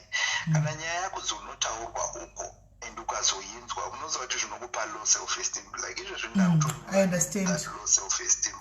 Yes. And munhu wangu unomuda and ndoda kumugutsa. Of course ndoziva kuti dzimwe nguva ndaimbomubata even kutombata zvitosenda voice record chare uchoti handisi kugona kufamba nezuro ndakazodai. Of course ndaimbobhuya kana kuti kwari kuzvitaurire but nechemwoyo semurume unenge uchitofara kuti okay saka nezuro ndakamugona. But kana usasazvigone for a year or two and uchingoona kuti malevels achinja sekudhara hazvizonakidza. Dai tiri kuma-40s or 50s ndaiti makore afamba but kana ndiri kuma-38 no munhu wangu ndichoda kumuitira zvinhu zviripo. I understand you, Kola. I understand you very well. I understand what you're saying. Ndakufuna hamuchidangopa advice and at the same time ndadangotaurawo dambudziko side kwako. Yes, because zvinenge wakatoremerwawo nazvo you need to let it out. But wakambonyinda notesta here diabetes hanzvadzi? Yes, ndo imwe nyaya. Ndakanotestwa zvese ndiri ndega pana ndakaudzwa like BP handina because ndakamboita ndiri kuma-20s after ndambodana neshurugwiri yaya zvikapera handiti. Pandazonotestwa futi BP handina, shuga handina. Pandanotestwa inonzi amenotestosterone here kana kuti chii iyoyo zvikanzi no iripo. Saka apa ndo imwe nyaya iri kundinetsa kuti chimwe chii kana kurunzi ndemisikanzwa ini ndiri munhu anoda, ndiri munhu anoita munhu one at a time. Anomboita zvamisikanzwa even kudhara pandaifarira bonde rachona ndaitoita munhu one at a time. Zvaitove nani kuti ndirambirwe kunzi anoyo uri kunyanyoda bonde still tisatarorana ndorambwa. Yes, it was fine but ndaitongoti munhu one at a time. Because atidi kuona, you don't need an example yekuona vanhu vari kufa nechirwere. Undoti vanhu vari kufa nechirwere ukundoita vasikana 2, 3, 4 is not okay. Ndangoita munhu wangu at a time. Saka even iko zvinondoziva kuti hapana zvokumbogadzirwa zvondagadzirwa nemumwe unless kana chiri paine chimwe chivanhu. Yes, that I can understand but kwete chekuti ndagadzirwa nehure kana kuti nesmall house. No, I'm not like that. All right. Okay, cool. Saka njazi ndira kuti uzotedza since what you can follow the comments undatotedza comments but undofunga number yangu ye WhatsApp isiri yauri kufona iyi unayo pane wana tsimbirira zve comment section anzi nyasha moyo angurati please ndibata njazi ndikubatsire please ndibati ndikubatsire saka ukabuda panapa inda inbox yemu anzi nyasha moyo ane profile picture let me see ane profile picture yakaita sei because nogona unaona kuna nyasha moyo hope okay ane profile picture yakanyorwa nditoya kuivhura ndinoti yakanyorwa nzichi ane profile picture yani yakanzi I am proud of what of things iwona zvaka profile picture yakangonzi I am proud of things watotati ikazopesera namadha kuzasi anonzi nyasha moyo anditika please get hold of that person angurati please uyandikubatsire please yandibatsire but paiswa zvakawanda mucomment section so you might try to follow those as well kana wamboita ukaita ukaona kuti hapana chiri kuita nditika then you come back to me even kuwhatsapp kwangu then we opt for a second option. Alright, actually tishatouya tiri tu nekuti ndinatsahura wangu atori neproblem iye atori mudiki kwandiri but atori nesame problem yeah itaisa izvozvo satarora zvake but tikutouya ikoko no problem alright hanzvadzi yangu wish you all the best saka bata nyasha moyo uyu utaure naye and then unzora ndikudi and then kune mucomment section zvakare tevedza futi mucomment section uchaona anditika and then tozozodzoka ndokuvinga ine namba yangu chaiyo nekuti iyaisi yangu iyi no problem alright hanzvadzi take care ne okay sharp right it's so zvinorwadza guys zvinorwadza mwana mudiki is still a young guys trying to make a family and things like that and zvobva zvamuwira too early guys zvamuwira too early serious and mukatonyatsoona kuti kana munhu otoya pavanhu kudai so guys muzive kuti mukati memaninga akaremerwa ndogara ndichaura inini kuti I'll rather go kuna memory ndichatoa ndisingazivi ndoti newe memory ndikumbotaura newe ndiri dambudziko rangu sha handizotonganibatsirawo sei ndinotaura ipapo akazofamba chiti simeni vakazida nezvakezvo ine zilongo zanibatsira animaona other than kuti nini ndiende kuhama dzangu ndinodza hama dzangu kuti muchanda dambudziko rakadai because handitovaudzi pamwe ndokunenge kuchitobva dambudziko iroro ati mazvona ndikatoprefer kuti ndakuna blessing my lord uri mwana mudiki uya pano but ndine nyaya yangu sha ndibatsirewo ungandiudzawo kuti kaproblem kakadai so ndingatoita izvozvo kuna namadhumba vangatoenda kuti nai madhumba ungandibatsirawo chiti kudi akafamba nazvo izvo hazvindichinji ndezvakezvo pane kuhama handindi because ndokunenge kuchitori the cause of nyaya dzakawanda saka mukaona panapa paclinic panorapiwa vanhu vakawanda munhu anenge atoya achida kurapwa pano ngatirege kuti tinyanye kumudhisa zvokudaro because anenge achida kurapiwa guys I think nyaya haiperi nhasi guys amene kuti mukuonawo sei nyaya haiperi nyaya iyi mukasvitarisa haiperi inoda kuti titomboenderana nayo mberi inenge inotoda pati 2 hamene kuti muri kuzvionawo sei because ndikaramba ndakadai kamakozi achiramba achipinda handimazviona so ndatoti rega nditoita zvokudzima foni kuti tiwane kuvata because time yafamba handimangwana tonga tienda kumachechi handimaona makozi atopinda handimaona makozi ari kupinda akawanda saka I think nyaya ikai pamene time nyaya haiperi handimazviona so and this has to be continued part 2 I don't know ndoda kunzwa nemi kwamuri kuti can we have part 2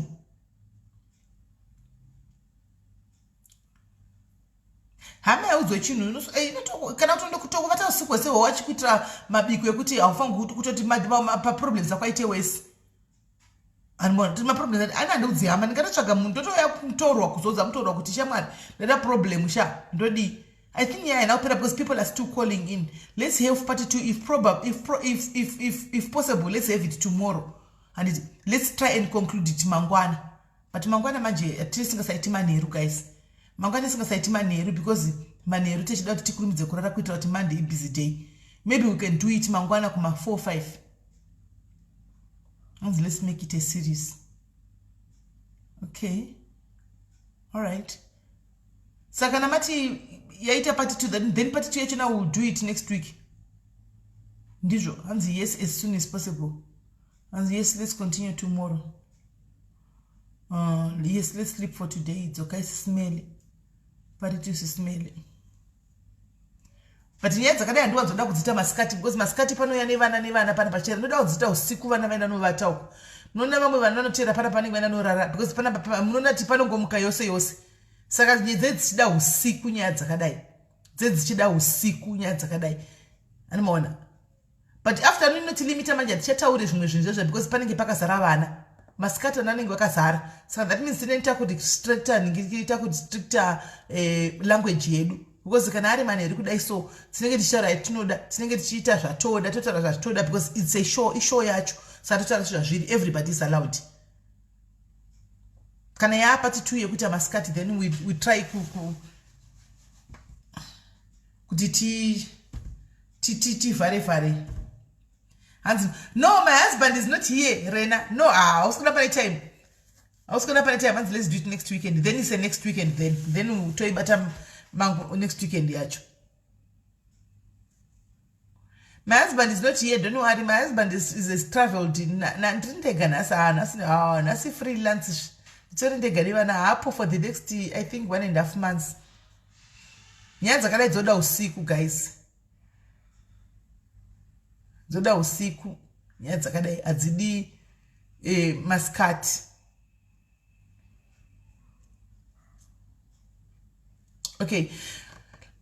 okay let's do it tomorrow na Monday Sunday neda kukurumidza kuvatwa because nochikurumidza makuseni chimuka makuseni senochiendesa vana so I'm telling you kuti husband apo saka ndindichaendesa vana ndindichadzoka ndizoenda kunohodha ndizodididi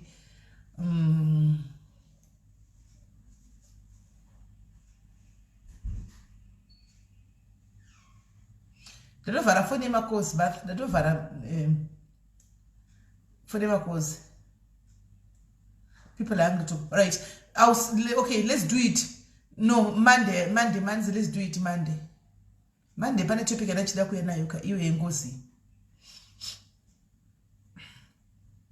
that is kana andiserina vasina topic alright let's try to do it mangwana acho tichaita na 7 kusvika na 9 tobva tapedza so that tobva nguva iripo toita kubva na 7 kusvika na 9 let's do it tomorrow yacho kubva na 7 kusvika na 9 hanzi mangwana aite sisi nanimukuona manje yes tembi fiane for a month and a half I'm a lone ranger hanzi nongatiteita andachatanzwisisi